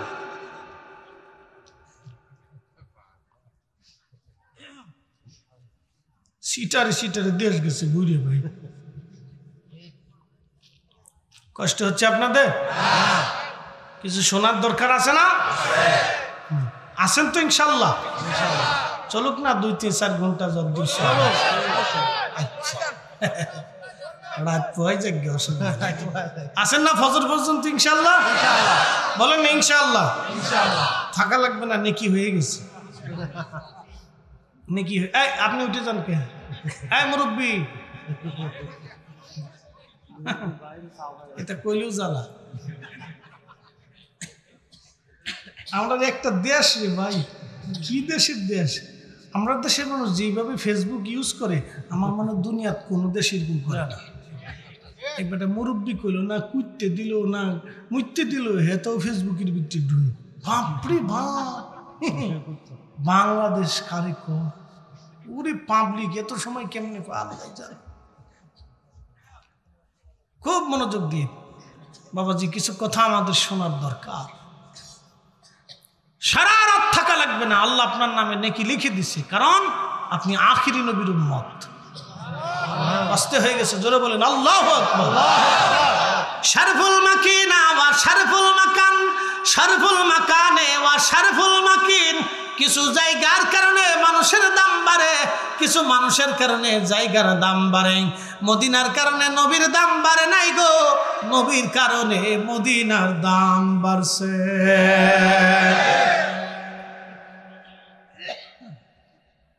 মসজিদে নববীতে একটা জায়গা আছে, এই জায়গার নাম রিয়াজুল জান্নাহ, জান্নাতের বাগান। কিসের বাগান? জান্নাতের বাগান। প্রিয় নবীর হুজরা মোবারক থেকে মিম্বার শরীফ পর্যন্ত রিয়াজুল জান্নাহ। আচ্ছা, মসজিদে নববীতে রিয়াজুল জান্নাহ হলো, কাবা শরীফে কেন হলো না? বাইতুল আকসায় কেন হলো না? বাইতুল মুকাররম ঢাকাতে কেন হলো না? মসজিদে নববীতে রিয়াজুল জান্নাহ কেন হলো? আজকে শুনে যান আপনারা, এইগুলি বোঝা বড় দরকার। জমিন আল্লাহর, আসমান আল্লাহর, আইন চলে আল্লাহর। আল্লাহর আইনের পরে পৃথিবীতে আর একটা আইন চলবে, সেটা আমার রসুলের দেওয়া আইন। এই জন্য বলবা কোরআন সুন্নাহর আলো ঘরে ঘরে জানো। শুধু কোরআনের আলো দিয়ে পৃথিবী চলে না, কোরআন সুন্নাহর আলো। আল্লাহ রসুল বললেন, ও আমার উম্মতেরা, তোমরা আল্লাহর কিতাব এবং আমি নবীর সুন্নাহ যদি মেনে চলো, তাহলে কোনোদিন তোমরা গোমরাহ হবে না। আল্লাহ বলে দিলেন, ও আমার বান্দারা, তোমরা শোনো, আতি আল্লাহ, আমি আল্লাহকে যেমনে মানবা, ওয়া আতি আর রসুল, আমার রসুলকে অমনেই মানবা। আমার আল্লাহ, আমি আল্লাহকে যেমনে মানবা, আমার রসুলকে অমনেই মানবা। আমার নবী মানবা, নবী মানবা। কোরআনের অপর আয়াতে আল্লাহ বলে দিলেন, মাইয়ুতিআর রাসূলা ফাকাদ আতা আল্লাহ। আমার নবী মানলে আমি আল্লাহ মানা হয়ে যাবে, আমার রসুল মানলে আমি আল্লাহ মানা হয়ে যাবে, আমার নবী মানলে আমি আল্লাহ মানা হয়ে যাবে। এই জন্য এই জমিনে আল্লাহর জিকির যেখানে হবে, নবীর দুরূদ সেইখানে হবে। এই জন্য আশহাদু আল্লাহর পরেই আশহাদু আন্না মুহাম্মাদুর রাসূলুল্লাহ আল্লাহ লিখে দিছে। আল্লাহর স্লোগান যেখানে, নবীর স্লোগান সেখানেই চলবে। নারে তাকবীর যেখানে চলবে, নারে রিসালাত সেখানেই চলবে। আল্লাহর জিকির যেখানে, নবীর দুরূদ সেইখানে চলবে। এই জন্য আমি মনে করি ঘরে ঘরে নবীর, আল্লাহর কোরআন এবং নবীর মিলাদ চালু করা দরকার। কথা কন না কেন, ঠিক কিনা? এই জন্য ঘরে ঘরে কোরআন খতম ও মিলাদ চালু করার দরকার। সালাম করে অসুবিধা নাই, কোনো বেদাত নাই। যে বেদাত বলে ও বেদাতের ফতোয়ার গোষ্ঠী কিলাই, বেদাত নিয়ে ফুটে রয়েছে।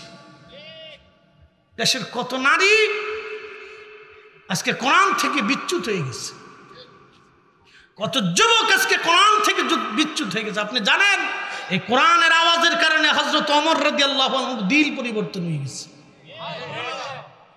কিসের আওয়াজে? কোরআনের আওয়াজে যদি হযরত ওমরের দিল পরিবর্তন হতে পারে, তাহলে এই কোরআনের আওয়াজে আমার দেশের যুবক যুবতীর দিল পরিবর্তন হতে পারে। এই জন্য ঘরে ঘরে কোরআন খতম দরকার। খালি বেদাত বেদাত কইছিলেন, বন্ধ করে দিয়ে লাভ হয়েছে কার? হ্যাঁ, কোন মুসলমানের লাভ হয় নাই। বন্ধ করে দিয়ে একমাত্র শয়তানের লাভ হয়েছে, মুসলমানের লাভ হয় নাই। কি কথা কন না কেন? শয়তানের লাভ হয়েছে, মুসলমানের লাভ হয় নাই।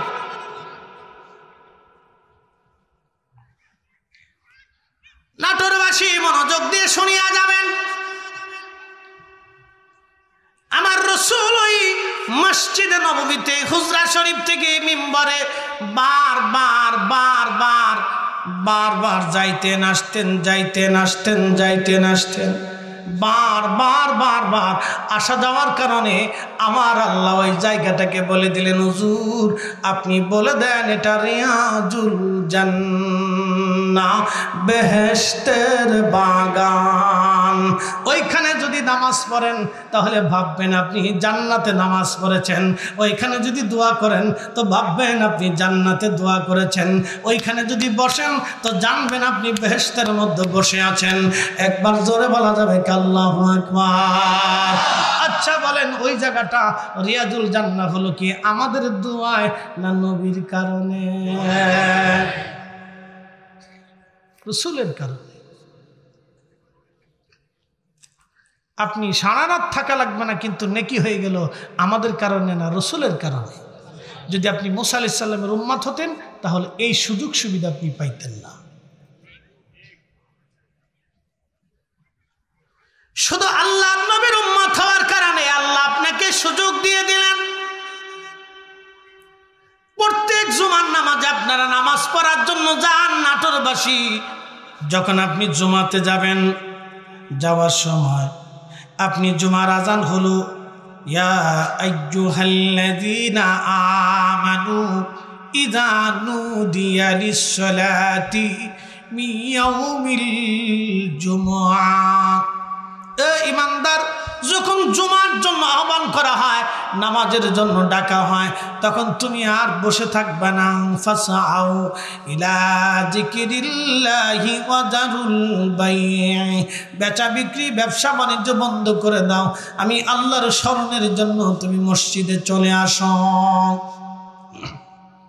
প্রিয় নবী বললেন, জুমার নামাজ পড়তে যাওয়ার সময় যখন আমার উম্মত হেঁটে হেঁটে হেঁটে হেঁটে হেঁটে হেঁটে সুনানুত তিরমিজির ভিতরে এসেছে, মসজিদে গেল, ইমাম সাহেবের কাছাকাছি বসলো, খুব ধীরস্থিরতার সাথে নামাজ পড়লো এবং বাকি নামাজ শেষ করে আদবের সঙ্গে ফাহিশা কথাবার্তা না বলে বাড়ি চলে আসলো।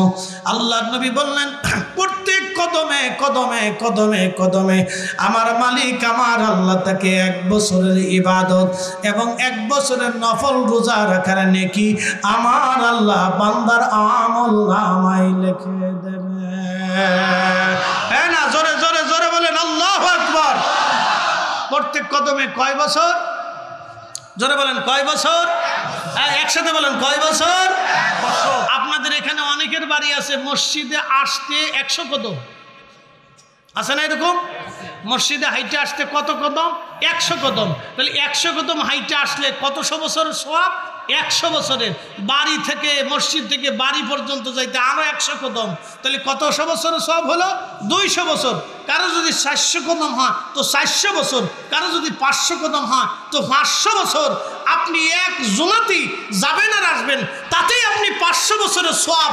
আর আগের উম্মতেরা 500 বছর বাইছে জিকির ইবাদত কইরা তারপরে নেকি পাইতো, আর আপনি এক জুমাতে যাইবেন আর আসবেন, তাতেই 500 বছরের নেকি। এটা আপনার গুণে না, এটা আমার রাসূলের গুণে, নবীর গুণে, নবীর গুণে। কথা বলেন ঠিক না বেটা? চিনি খাইছি, মোল্লা চিনি নাই।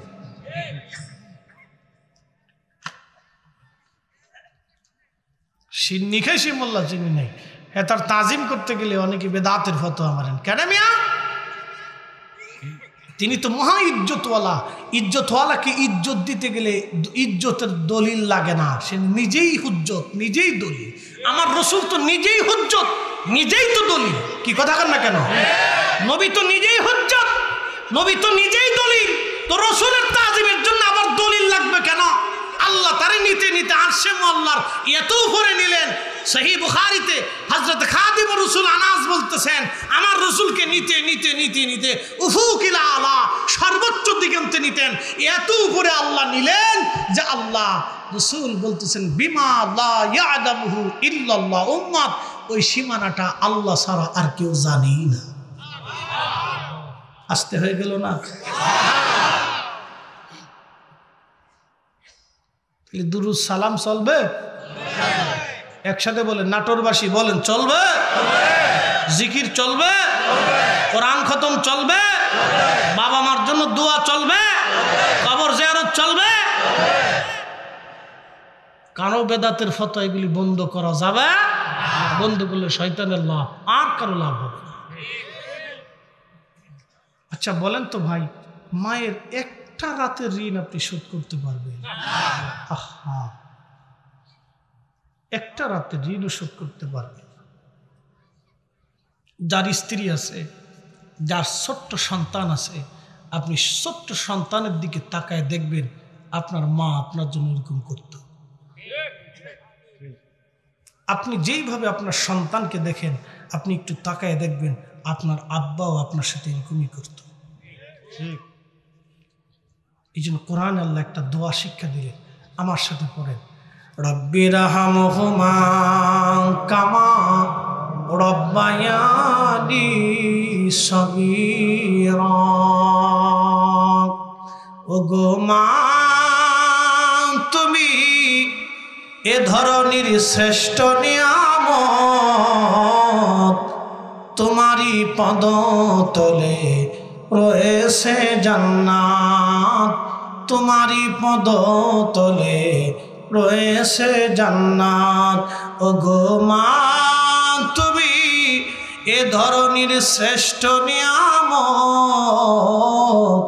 তোমারই পদতলে রয়েছে জান্নাত। নাটোরবাসী মনোযোগ দিবেন,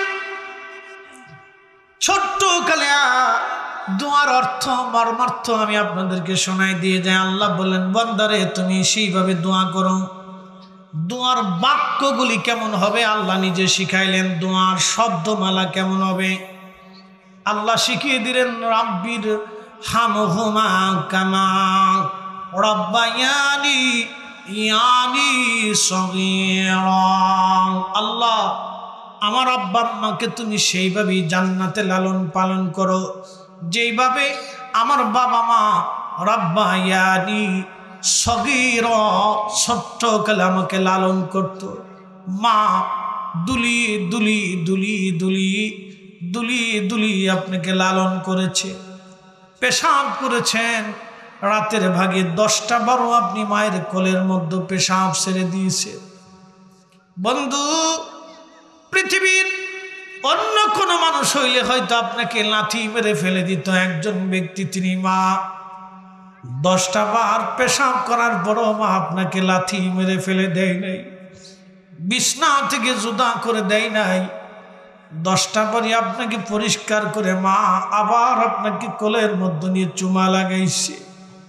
রব্বায়ানি সগীরা রব্বায়ানি সগীরা। পায়খানা করে দিয়েছেন, পৃথিবীর সবার নাকের মধ্যে কাপড় চলে গেল, মায়ের নাকের মধ্যে কাপড় যায় নাই। আপনার পায়খানাগুলি নিজ হাতে মা পরিষ্কার করে দিয়ে আপনাকে আবার ধৌত করে মা বুকের মধ্যে চুমা লাগাইয়া কোলের মধ্যে আপনাকে দুলিয়ে দুলিয়ে মা আবার ঘুম পাড়ায় দিয়েছে।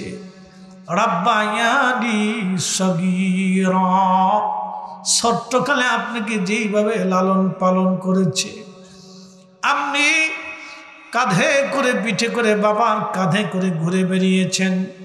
আহা, সন্তানের সুখের জন্য একটা বাবা প্রচণ্ড এই শীতের মধ্যে সকালবেলা ঠান্ডার মধ্যে মাঠে চলে গেছে, ধান লাগাইছে, ধান কেটেছে, ফসল বনেছে। প্রচণ্ড বর্ষার ভিতরে বাবা পানির মধ্যে বর্ষাকে উপেক্ষা করে রুটি রুজি করে আনছে। সন্তানের অসুখ হয়েছে, বাবা রক্ত বিক্রি করে হলো ওষুধ কিনে আনার জন্য বাবা পাগল পাড়া হয়ে গেছে। আল্লাহ কোরআনে ডাক দিয়ে বলেন, হাবিব উম্মতকে বলে দেন তারা যেন দোয়ার মধ্যে সেইভাবে দোয়া করে, রাব্বায়ানি সগীরা, ছোট্টকালে যেইভাবে বাবা মা আপনাকে লালন পালন করেছে ওইভাবে তুমি জান্নাতে লালন পালন করো। বন্ধুরে, নাটোরবাসী খুব মনোযোগ দিয়ে কথাগুলি শুনবেন। মাঝে মধ্যে ডিসকভারি চ্যানেলগুলি আমি দেখি, বলে হুজুর আপনি কি টেলিভিশন দেখেন? হ্যাঁ, আমি দেখি জিওগ্রাফি পশু পাখিগুলি দেখি মাঝে মধ্যে মহিষের দলকে বাঘে তারা করেছে ধরার জন্য। সব মহিষ জীবন রক্ষার জন্য পালিয়ে চলে গেল, কিন্তু বাচ্চাটা পালাইতে পারে নাই। সব মহিষ পালাইলো, মা মহিষটা পালাই নাই। বাচ্চাটাকে বাঁচানোর জন্য মা মহিষ বাঘের সাথে মারামারি করে নিজের জীবনটাকেও বাঘের মুখে বিপন্ন করে দিল। সবাই পালিয়ে গেল, মা পালায় যায় নাই। মা মহিষটা প্রমাণ করে দিল সন্তান রে, সবাই পালায় গেল আমি মা পালায় যাই নাই, সময় চলে গেল আমি মা পালায় যাই নাই। আমি মা তোরে বাঁচানোর জন্য ছুটে এসেছি, বাঘের কোলে নিজের জীবনকে বিপন্ন করেছি। ইনি মা মা রব্বায়ানি সগীরা।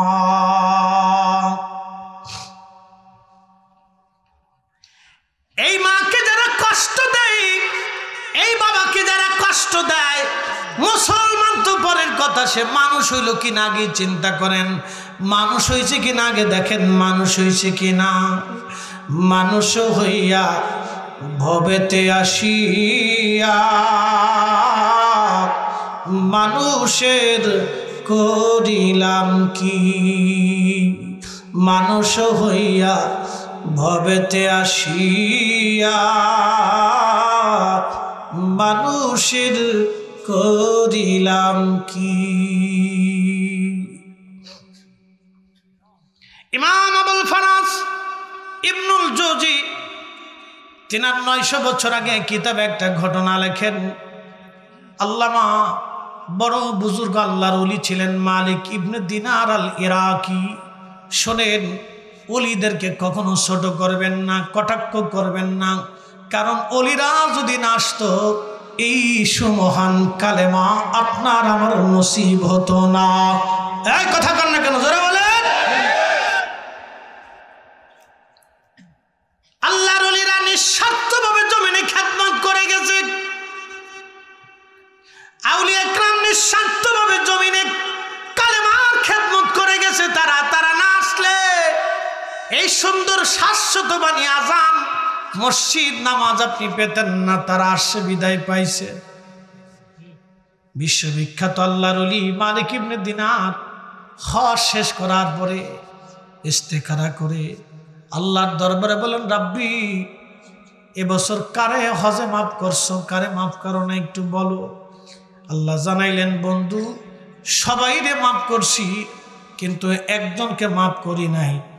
সবার হজ কবুল করছি রে, একজনের হজ কবুল করি নাই।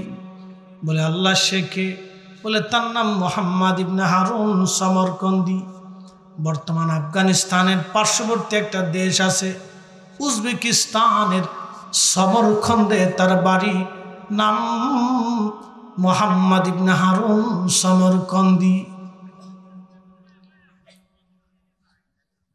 মালিক ইবনে দিনার খুব চিন্তায় পড়ে গেলেন। কারণ কি? সবার ক্ষমা হলো, কিন্তু এর ক্ষমা হলো না। কারণ কি? হেরেমে তাহাজ্জুদ নামাজ পড়ে, ফজর নামাজ পড়ে তিনি হেরেমবাসীদেরকে বললেন, ও হারাম শরীফের অধিবাসীরা, তোমরা কি মোহাম্মদ ইবনে হারুন নামে কাউরে চিনো? বলে হ্যাঁ, আমরা তারে চিনি, অনেক বড় বুজুর্গ সে। আজকে 40 বছর ধরে মাকাম ইব্রাহিমে সন্ধ্যা থেকে ফজর পর্যন্ত আল্লাহর ইবাদতে কাটায়। মাগরিব থেকে এই ফজর পর্যন্ত 40 বছর ধরে মাকামে ইব্রাহিমে সে নামাজ পড়ে, মাকামে ইব্রাহিমে সে আল্লাহর ইবাদতে কাটায় দেয়। আজকে 40 বছর পার হলো।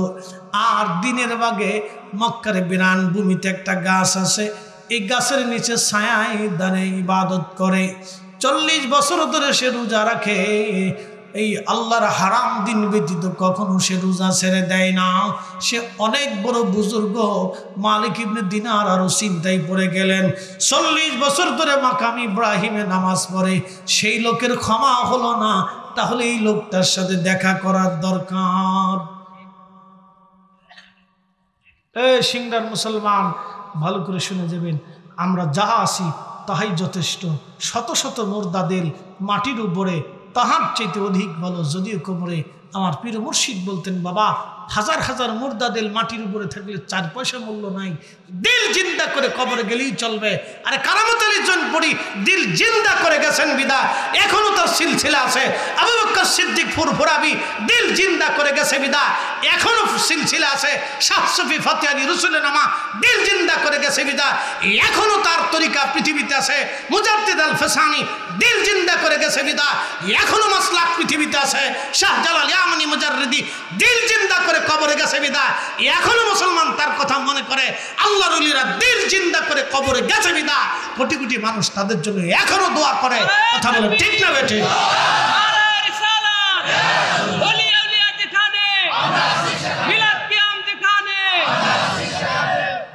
আল্লাহ কবুল করুক, বলে না আমিন। দেশে বহু হাজার হাজার মানুষ কবরে শুয়ে গেছে। কেউ জিজ্ঞাসা, ওঠেন কেন? আমি বলছি দোয়া করে যাবেন। আমি বলছি একটা রাতের হক আপনি আদায় করতে পারবেন না আমার। এখন যদি জিজ্ঞাসা করি, বলেন প্রত্যেক সপ্তাহে মায়ের কবরের পাশে কয়জন যান? বহু লোকই হাত তুলতে পারবে না, বক্তা সহ। বলে হুজুর আপনি পারেন না। আমি কেমনে পারবো? আমি তো ঘুমানোরই টাইম পাই না। হ্যাঁ, কালকে কুমিল্লা থেকে বাসায় আসছি ফজরের সময়, ফজর পার হয়ে গেছে। চিন্তা করছি যে জ্যাম জট কোথায় কোন জায়গায় লাগিয়ে বসে জানি না। অনেক কষ্টের আয়োজন, তাড়াতাড়ি আসতে হবে।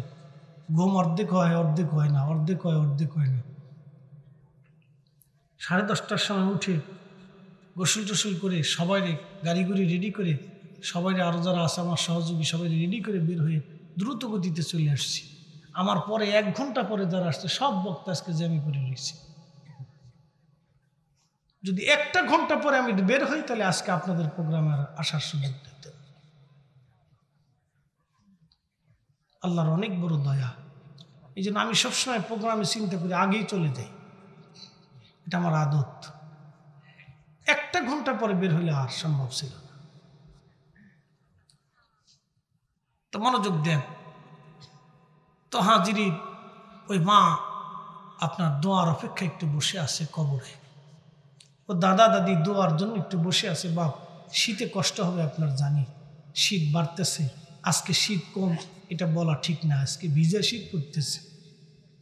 ভিজা শীত বুঝেননি, এটা দেখা যায় না কিন্তু শরীরের ভিতরে হান্দায় যেতেছে।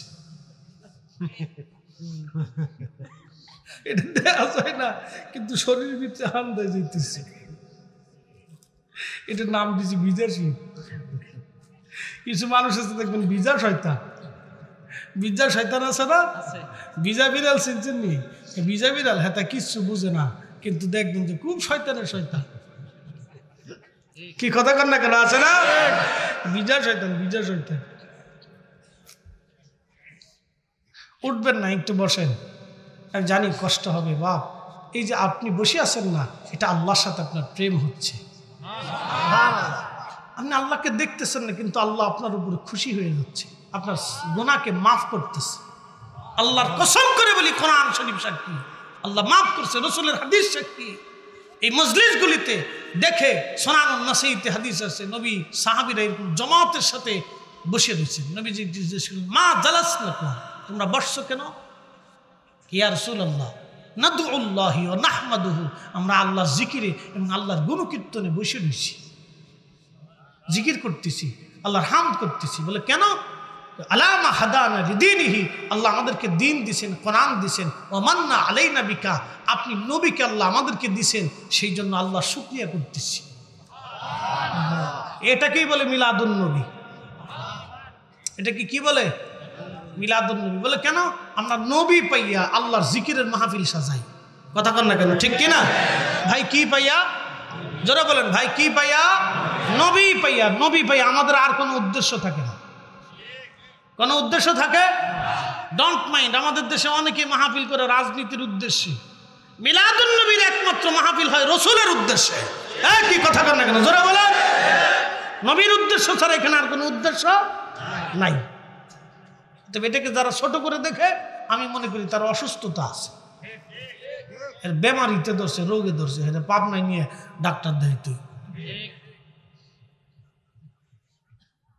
তা আল্লাহ নবী জিজ্ঞেস করলেন, সাহাবীরা তোমরা কি এই উদ্দেশ্যেই বসছো শুধু যে কোরআন পাইয়া, দিন পাইয়া, আমি নবী পাইয়া তোমরা মাহফিলে বসছো? আর কি কোনো উদ্দেশ্য আছে? কসম করো। সাহাবীরা বলেন, আল্লাহর কসম করে বলি ইয়া রাসূলুল্লাহ, আমরা আর কোনো উদ্দেশ্য নাই। নবী বললেন, সাহাবীরা তোমাদেরকে অবিশ্বাস করতেছি না, শোনো। ফাতানি জিবরিল আলাইহিস সালাতু ওয়াস সালাম, আমার কাছে জিবরাইল আসছিল। ফাখবিরনি, আমারে খবর দিয়ে গেছে তোমাদের এই মজলিসখানা দেখে আমার রব কোটি কোটি ফেরেশতাদের সামনে ইউবাহিমাকুমুল মালায়েকা, তোমাদেরকে নিয়ে আল্লাহ অহংকার করতেছে, গর্ব করতেছে। একসাথে বলা যাবে না আল্লাহু আকবার? মাহফিল কি চলবে? মিলাদ মাহফিল চলবে? জিকিরের মাহফিল চলবে? কোরআনের খতম চলবে? এইগুলিতে বসলে, এইগুলি দেখলে আল্লাহ অহংকার করতে থাকে। কারণ যখন মানুষ কোরআন খতম করে ওই মজলিসে বসে, তখন শুধুমাত্র আল্লাহর কালামের মহাব্বতেই বসে। কথা ঠিক কিনা? যখন রসুলের দুরুদের মজলিস, মিলাদের মজলিসে বসে, তখন মানুষ শুধু আল্লাহ রসুলের দুরুদ ও আল্লাহর মহাব্বতের জন্যই বসে। আপনাদেরকে এগুলি বুঝতে হবে। এই জন্য বলছি যে যারা উল্টা পাল্টা বলে, এগুলো অসুস্থতা আছে, কিছু অসুস্থতাও আছে, এটা ডাক্তার দেখাইতে পাবনা লইয়া।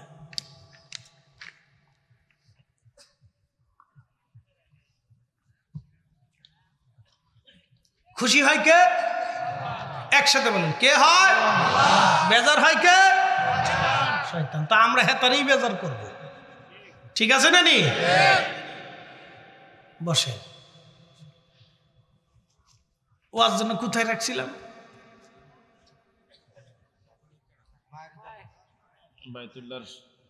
হযরতে মালিক ইবনে দিনার খেরেমে সমরকন্দি 40 বছর ধরে ইবাদত করে, কিন্তু হজ কবুল হয় না, দোয়া কবুল হয় না। কারণটা কি? হযরতে মালিক ইবনে দিনার চিন্তায় পড়ে গেলেন, কারণ কি? 40 বছর ধরে দোয়া কবুল হয় না, হজ হয় না, কেন রে? আল্লাহ তারে মাফ করে না। খুঁজতে খুঁজতে যায় দেখে হেরেমের মক্কার বিরান ভূমিতে গাছের নিচে আল্লাহর বান্দা দাঁড়ানো, ধীরে ধীরে নামাজ পড়ে, তার ডান হাতটা কাটা। আল্লামা ইমাম আবুল ফারাজ ইবনুল জৌজি ওনার কিতাব উলুল হাকাতের মধ্যে তিনি লিখতেছেন, মালিক ইবনে দিনার আলী রাকি আস্তে করে যায় তাকে সালাম দিয়ে চুপচাপ বসে গেলেন। লোকটা ধীর স্থিরভাবে নামাজ শেষ করার পরে সালাম ফিরাইয়া সালামের জবাব দিয়ে বলেন, আল্লাহর বান্দা, কি পরিচয়? এই গুনাহগারের কাছে কেন আসছেন? বলে, আপনার নাম কি? মুহাম্মদ ইবনে হারুন সমরকন্দি। বলে, হ্যাঁ, আমার নাম সমরকন্দি। বলে, আপনার পরিচয় কি? বলে, আমি হাকাম আমি মালিক ইবনে দিনার আল ইরাকি আল বসরি। বলতেছে, হুজুর, আমি আপনার নাম শুনছি, আপনি জমানার অনেক বড় আল্লাহর ওলি, অনেক বড় জাহিদ, অনেক বড় বুজুর্গ। মালিক ইবনে দিনার ডাক দেখে, আল্লাহর বান্দারে, তোমার একটা দুঃখের সংবাদ দেওয়ার জন্য আসছি। বলে, হুজুর, কি দুঃখের সংবাদ বলবেননি? বলে, আল্লাহর বান্দা, আমি হজ শেষ করার পরে ইস্তিখারা মুরাকাবা মুশাহাদা করে দোয়া করে আমি রবের দরবারে আরজি জানাইলাম, কার হজ হলো, কার হজ হলো না। আল্লাহ আমারে জানাইছে সবার হজ হইছে, কিন্তু তোমার হজ আল্লাহ কবুল করে নাই, তোমারে আল্লাহ মাফ করে নাই। সমরকন্দি চোখের পানি ছেড়ে দিয়ে বলল, মালিক ইবনে দিনার, শুধু আপনি না গো, আজকে 40 বছরে 40 জন আল্লাহর ওলি হজ শেষ করার পরে আমাকে সংবাদ দিয়ে যায় সবার মাফ হয়, কিন্তু আমার মাফ হয় না। সবার গুনাহ ক্ষমা হয়, কিন্তু আমার গুনাহ ক্ষমা হয় না। সবার হজ কবুল হয়, কিন্তু আমার হজ কবুল হয় না। বললে, বলো কি 40 বছর ধরে তোমার ক্ষমা হয় না, কারণ কি? বলে, হুজুর, আমার জীবনের একটা ভুল আমাকে পর্যন্ত নিয়ে আসছে। বলে, ভুলটা কি বলবানি? সমরকন্দি বলল, হুজুর, আমি সমরকন্দের অনেক বড় ধনী ছিলাম, 7,000 স্বর্ণ মুদ্রা আমার জমা ছিল। এবার বুঝেন, বর্তমানে 7,000 কোটি টাকা হবে। 7,000 স্বর্ণ মুদ্রা আমার কাছে জমা ছিল। হুজুর, অনেক বড় ধনী ব্যবসায়ী ছিলাম আমি। দাসীবাদী 12 জন দাসী ছিল আমার নিজের। হুজুর, আমি মদপায়ী ছিলাম, নেশা করছিলাম। আমি রাত্রিবেলা নেশা করে শাবানের 29 তারিখ দিন যায় রাত শেষ রজনীতে আমি নেশা করে বাড়ি আসছি। রাত্রিবেলা মা উনুনে চুলার পাশে বসে বসে মা রান্না করতেছিল। আমি মাতলামি করে করে যখন ঘরে ফিরি, মা আমার হাতটা ধরে বললেন, বেটারে, শাবানের শেষ রাত, মাহে রমজান আসতেছে, কত ছেলেরা রমজানের জন্য প্রস্তুতি নেয়, তুই কিনা আমার একটা মাত্র সন্তান, মদপান করে ঘরে ফিরে আসিস, কত মানুষ মরে যায়, তুই কি মরতে পারিস না? জুর, মা যখন এই কথা বলছে, শয়তান আমাকে পেয়ে বসছে। নেশায় আক্রান্ত হয়ে আমি রাগাম্বিত হয়ে মাকে ঘুষি মারতে লাগলাম, থাপ্পড় মারতে লাগলাম, মাকে পিটাইতে লাগলাম। বৃদ্ধ মা আমার আমাকে আরো বকাঝকা শুরু করলেন। হুজুর, আমি আরো রাগ করে মাকে জাপটে ধরে নিয়ে আমি মারে ওই উনুনে চুলার ভিতরে আগুনের মধ্যে মাকে ফেলে দিলাম। জুর, আমি যখন মাকে আগুনের মধ্যে ফেলে দিয়েছি, আমার স্ত্রী আমাকে ধরে নিয়ে ঘরের মধ্যে নিয়ে দরজা মেরে দিল। হুজুর, সারা রাত্র আমি নেশায় আক্রান্ত হয়ে অজ্ঞান হয়ে পড়েছিলাম। সকালবেলা হুঁশ ফেরার পরে দরজা খুলতে গেছি, দেখি আমার দরজা বাহির থেকে বন্ধ করা। ডাক দিলাম, বিবি দরজা বাহিরে বন্ধ কেন? স্ত্রী কর্কশ ভাষায় ডাক দে বলল, স্বামী তোমার মতো নাফরমানের সঙ্গে আমি সংসার করব না। তোমার মতো নাফরমানের সাথে সংসার করার চাইতে তালাক নিয়ে চলে যায়, একাকী থাকা ভালো। আমি বললাম, কারণ কি রে বিবি, কি হয়েছে বলো? স্ত্রী ডাক দে বলল, কালকে রাত্রি নেশাগ্রস্ত অবস্থায় তুমি তোমার মারে আগুনের মধ্যে পোড়ায় মারছো, তোমার সাথে আমার আর কোনো সম্পর্ক নাই। হুজুর, আমি পাগল পাড়া হয়ে গেলাম। দরজা খুলে বাহির এসে উনুনে চুলাতে এসে দেখি মা আগুনের মধ্যে পুড়ে কালা হয়ে কয়লার মতো হয়ে গেছে। আমি কাঁদতে লাগলাম, আয় হায় করলাম কি, আমার জীবনের সর্বনাশ হয়ে গেছে। হুজুর, মায়ের দাফন কাফন করলাম, কি সর্বনাশ আমি জীবনে করছি। স্ত্রী থেকে তালাক নিলাম, তালাক দিলাম, বিবি জুদা হয়ে চলে গেল। ৭,০০০ স্বর্ণ মুদ্রা আমি আল্লাহ রাস্তায় দান করে দিলাম, যদি রব্বুল আলামিন আমারে মাফ করে দেয়। হুজুর, ক্ষমার আশায় আমি আমার দাসীবাদী আজাদ করে দিলাম। ক্ষমার আশায় সমস্ত সম্পদগুলি আল্লাহ রাস্তায় দান করলাম, যদি আল্লাহ মাফ করে দেয়। হুজুর, ক্ষমার আশায় যেই হাত দিয়ে আমি আমার মায়েরে মারছিলাম, ওই হাতটা আমি বাম হাত দিয়ে কোরাল দিয়ে কুপিয়ে কুপিয়ে নিজের হাত নিজে কেটে ফেলেছি, যদি রব্বুল আলামিন আমারে মাফ করে দেয়। হুজুর, ক্ষমার আশায় তারপরও মন মানে না। সুদূর সমরকন্দ থেকে রওনা দিয়ে হেরেম এসে 40টা বছর ধরে মাকাম ইব্রাহিমে কান্দি, 40 বছরেও আমার ক্ষমা হয় নাই। 40 বছর ধরে কান্দি, 40 বছরও ক্ষমা হয় নাই। হুজুর, করব কি আমি? উপায় কি আমার? উপায় কি? উপায় কি? উপায় কি আমার? ওয়াকাদা রব্বুকা আল্লা তা'বুদু ইল্লা ইয়াহু ওয়া বিল ওয়ালিদাইনি ইহসানা। আল্লাহ বলেন, বান্দা আমি নির্দিষ্ট করেছি আমি আর রব ছাড়া আর কারো ইবাদত করবা না। আমি আরো নির্দিষ্ট করেছি, আর তুমি তোমার পিতামাতার সঙ্গে ইহসান করবা, দয়া করবা। ইম্মা ইয়াবলুগান্না ইনদাকাল কিবারা আহাদুহুমা আও কিলাহুমা ফালা তাকুল লাহুমা উফ।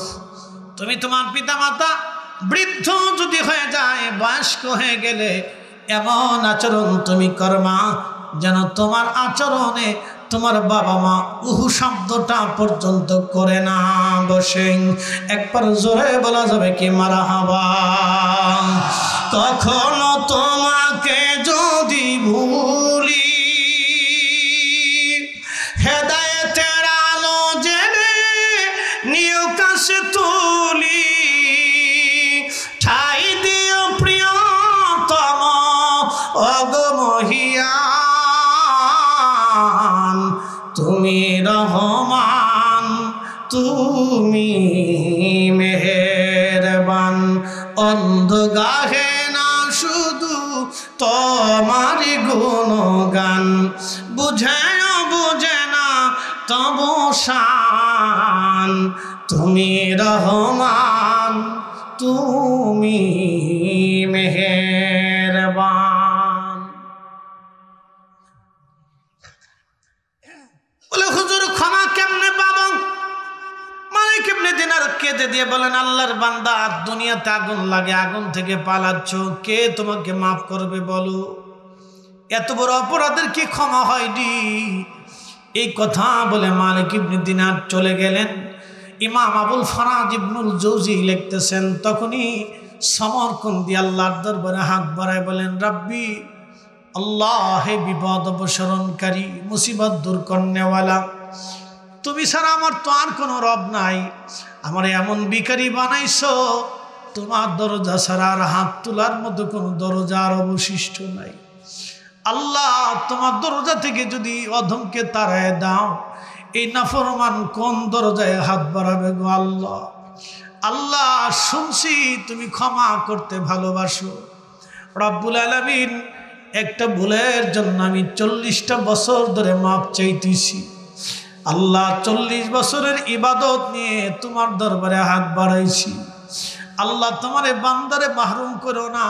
বিনয়ে বিনয়ে বিনয়ে বিনয়ে সে হাত তুলে তুলে কাঁদতেছিল। মালিক ইবনে দিনার বলেন, রাত্রিবেলা মক্কার হেরেমে মুসাফির খানায় ঘুমাই, স্বপ্নের ঘরে দেখি রাহমাতুল লিল আলামিন আমার নবীজি স্বপ্নে আমার কাছে তশরিফ এনেছে। আর জোরে বলেন আল্লাহু আকবার। বলেন ইয়া রাসূলুল্লাহ। নবী আসতে পারেনি, আসেনি, আসছেনি, আসবেনি, এটাই সত্য। আমার চোখ নেই তাই দেখি না। অন্ধ সূর্য দেখে না, সূর্যের দোষ না, অন্ধের চোখের দোষ। যারা নবী দেখে না তার চোখের দোষ, ইমানের দোষ, ইয়াকিনের দোষ, আমলের দোষ। আমরার বুজুর্গের দোষ না। আমরার বুজুর্গরা স্বপ্নে মুরাকাবায় আমার রাসূলের সাথে দিদার করত। কথা বলেন ঠিক না বেটে?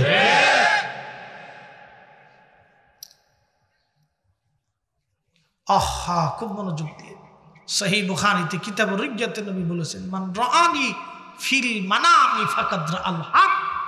যে নবীকে স্বপ্ন দেখেছে ঠিক সত্য নবীকেই দেখছে। রাসূলই আসছে, স্বপ্নে নবী আসে, ছবি আসে না। নবী আসে, ছবি আসে না। নবী নিজে স্বপ্নে দেখা দিয়ে যায়। একসাথে বলবেন আল্লাহু আকবার।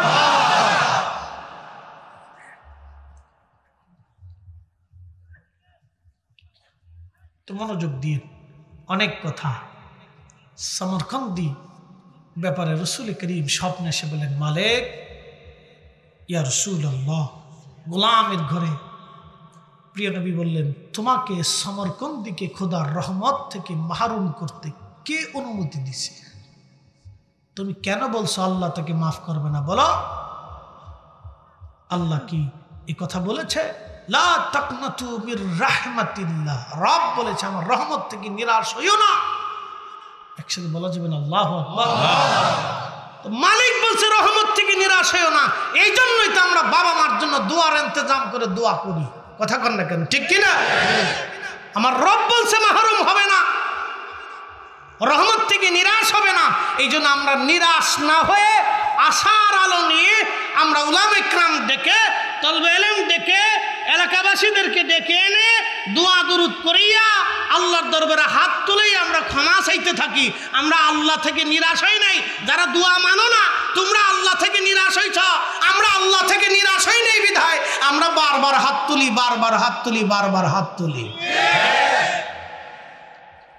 বেটা, আমরা কোরআন বুঝাইতেছ।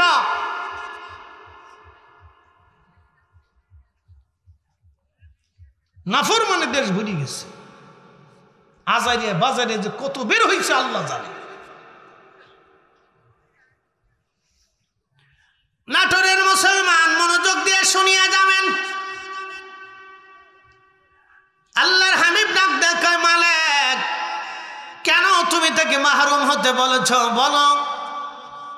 মালিক ইবনে দিনার স্বপ্নে বলতেছে, ইয়া রাসূলুল্লাহ, আমার ভুল হয়ে গেছে, ক্ষমা করে দেন, নালায়েকের ভুল হয়েছে। নবীজি ডাক দিয়ে বলেন, মালিক, দ্রুত গতিতে সমরকন্দের যায় বলো, আমার মালিক আমার আল্লাহ, তার অপরাধকে আল্লাহ মাফ করে দিয়েছেন। একসাথে যারা বলেন আল্লাহু আকবার।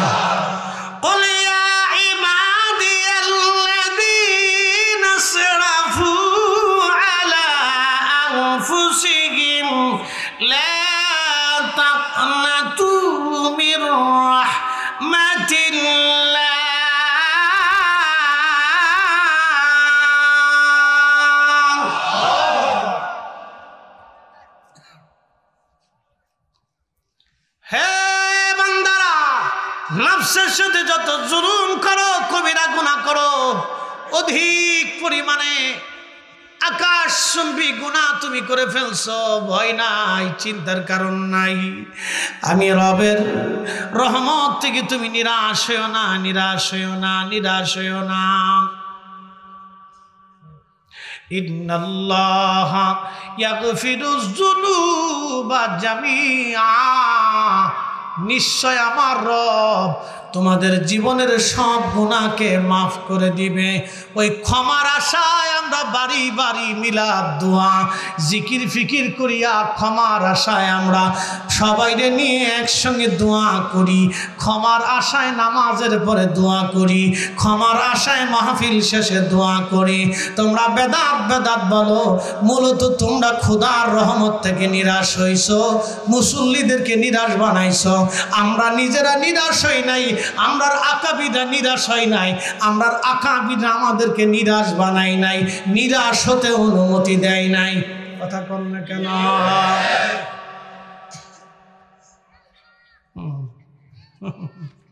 ভালোই তো, মুসল্লিও করা, বক্তাও করা, কেউ তো উঠে না। রাত 2 ঘন্টা হয়ে যাচ্ছে, শীতের ভিতরে বয়ে দিচ্ছে, কেউ তো উঠে না। না উঠলে আমি উঠলাম না, চলুক। একসাথে বলেন আল্লাহু আকবার। কি রে, তুই তো উঠুস না, বয়ে রইছ, মুসল্লি বালা। মাশাআল্লাহ, আল্লাহ কবুল করুক, বলে না আমিন। বাবাজি, জীবনের কোন ইবাদত কবুল হবে আমরা জানি না। সহিহ বুখারীতে আসছে, এক পতিতা নারী টাকার বিনিময়ে দেহ ব্যবসা করত। আপনি একটু বুঝেন তো, যেই মেয়েটা অর্থের বিনিময়ে নিজের দেহকে পুরুষের কাছে লেলিয়ে দেয়, পৃথিবীর নিকৃষ্ট নারী সে, নিকৃষ্ট মানুষও সে। যে পুরুষ টাকা দিয়ে অন্যের নারীর দেহ ভোগ করে, এটা নিকৃষ্ট। আর যে নারী টাকার বিনিময়ে নিজের দেহকে পুরুষের কাছে বিলিয়ে দেয়, ওটাও নিকৃষ্ট। ওর ভিতরে বাহিরে সব পচা। কথা ঠিক কিনা? ওর ভিতরে বাহিরে সব পচা, গন্ধ, দুর্গন্ধ। কিন্তু এমন পচা নারী কুকুরকে পানি পান করানোর জন্য সহিহ বুখারীতে নবী বললেন, আল্লাহর দয়া লেগে গেল, এই পতিতা নারীর জীবনের গুনাহকে আল্লাহ মাফ করে দিল কুত্তারে পানি পান করানোর জন্য। আসতে হয়ে গেল না? জোরে বলবেন। আরে কুত্তাকে পানি খাওয়ানোর জন্য যদি আল্লাহ পতিতার গুনাহ মাফ করতে পারে, তা আমরা মিলাদের দাওয়াত দিয়ে এই তাবারুকের ইন্তজাম করে মানুষকে খাওয়াইয়া, তাহলে আমাদের গুনাহ কেন মাফ হবে না? কি কথা কর না কেন? খালি বেদাত বেদাত কে সিললে ওর বেদাতের গোষ্ঠী কিলাই। কি কথা কর না কেন? ফতোয়ার গোষ্ঠী কিলাই বেটা।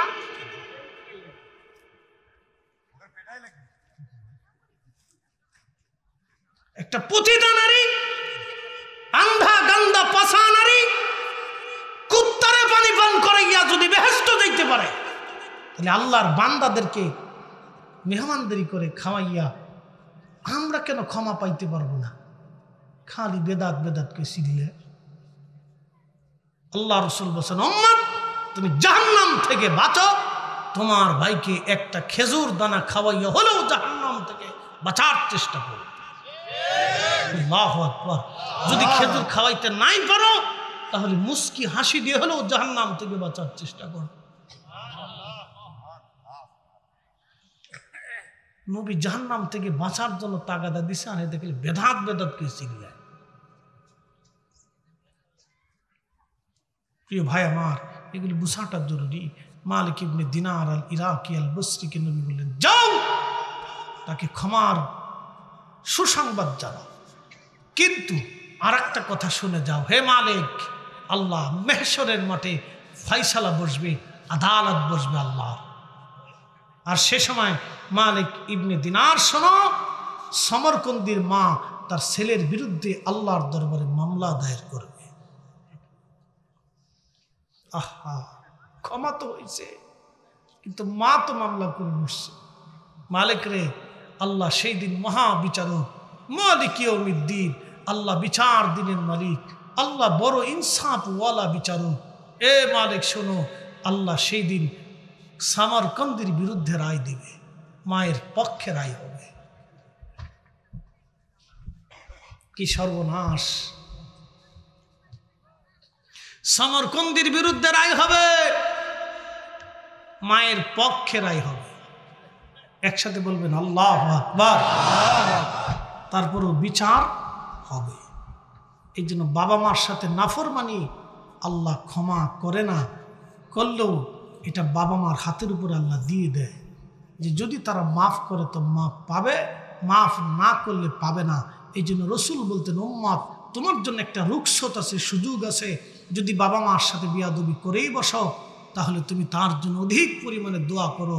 যদি বেশি বেশি দোয়া করতে পারো, তোমার পক্ষ থেকে মায়ের কবরে সওয়াব পাঠাইতে পারো, বেশি বেশি দোয়া করতে পারো, তাহলে কিয়ামতের ময়দানে আল্লাহ দয়া করে তোমাকে তোমার বাবা মার খেদমত করনে বলা সন্তান হিসেবে আল্লাহ কবুল করে নেবে।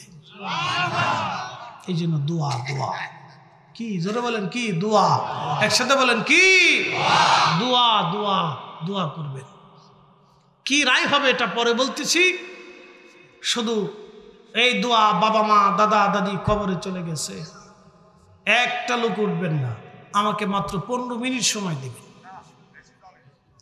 15 মিনিট সময় দিবেন, আমরা সবাইকে নিয়ে একসাথে একটু জিকির করে দোয়া করব। বাপ, আমি একজন মুসাফির মানুষ, আপনারা এখানে আমার চাইতে অনেক সম্মানী ব্যক্তি আছেন, এখানে আমার চাইতে অনেক আল্লাহর প্রিয় বান্দা হতে পারেন। শোনেন, চেহারা দেখে আল্লাহ ফায়সালা করে না। ইন্না আকরামাকুম ইনদাল্লাহি আতকাকুম, যার কলিজাতে আল্লাহর দয়া মোহাব্বত বেশি এবং আল্লাহর ভয় বেশি। আল্লাহ বলছেন সে রিক্সাওয়ালা হলেও আমার কাছে শ্রেষ্ঠ।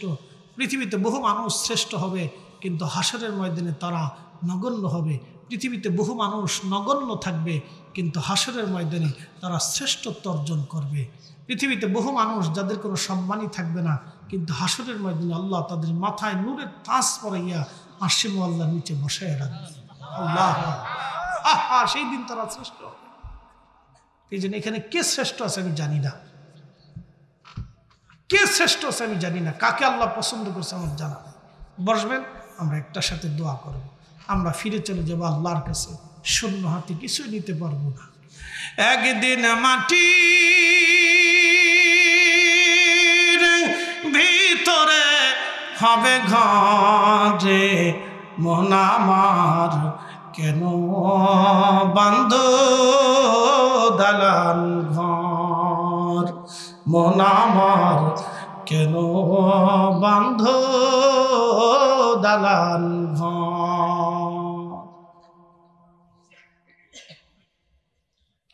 কোরআন আল্লাহ বলেন, বান্দা ওয়ানফিকু মিম্মা রাযাকনাকুম মিন ক্বাবলি আন ইয়াতিয়া আহাদাকুমুল মাউত, মরণ আসার আগে তুমি তোমার রিজিক থেকে আল্লাহর পথে ব্যয় করো। প্রশ্ন করি, জবাব দিবেন। একটা আম গাছ থেকে 30 বছর আম আল্লাহ দেয়, একটা লেবু গাছ থেকে 20 বছর লেবু আল্লাহ দেয়। 2 কেজি ধান ছিটে 20 মণ 25 মণ ধান আল্লাহ নিজে দেয়। সব মাটির ভিতর থেকে যত সৃষ্টি জীব আমার রব আমার আল্লাহ, যত ফল মূল শাক সবজি আল্লাহ দিলেন, একই মাটির ভিতর থেকে হাজার কোয়ালিটির লজ্জত একই জিহ্বা দিয়ে আল্লাহ খাওয়াইলেন, লজ্জত নেওয়াইলেন, স্বাদ নেওয়াইলেন। সে আল্লাহ যদি একই মাটির ভিতর থেকে হাজার হাজার কোয়ালিটির উদ্ভিদ তৈরি করতে পারেন, তাহলে সেই মালিকের পথে 1 টাকা দান করলে আমার আল্লাহ 70 গুণ বাড়াবে। বিশ্বাস আছে না নাই? জোরে বলেন, আসেনি? আছে। 1 টাকা আল্লাহর পথে ব্যয় করলে 70 গুণ দিবে। 1 মাছের ডিমে হাজার হাজার মাছ হয়, 1 গাছের ফলে শত শত ফল হয়। তাহলে আল্লাহ এটা দৃশ্যমান আপনাকে দেখাচ্ছে। তাহলে আল্লাহ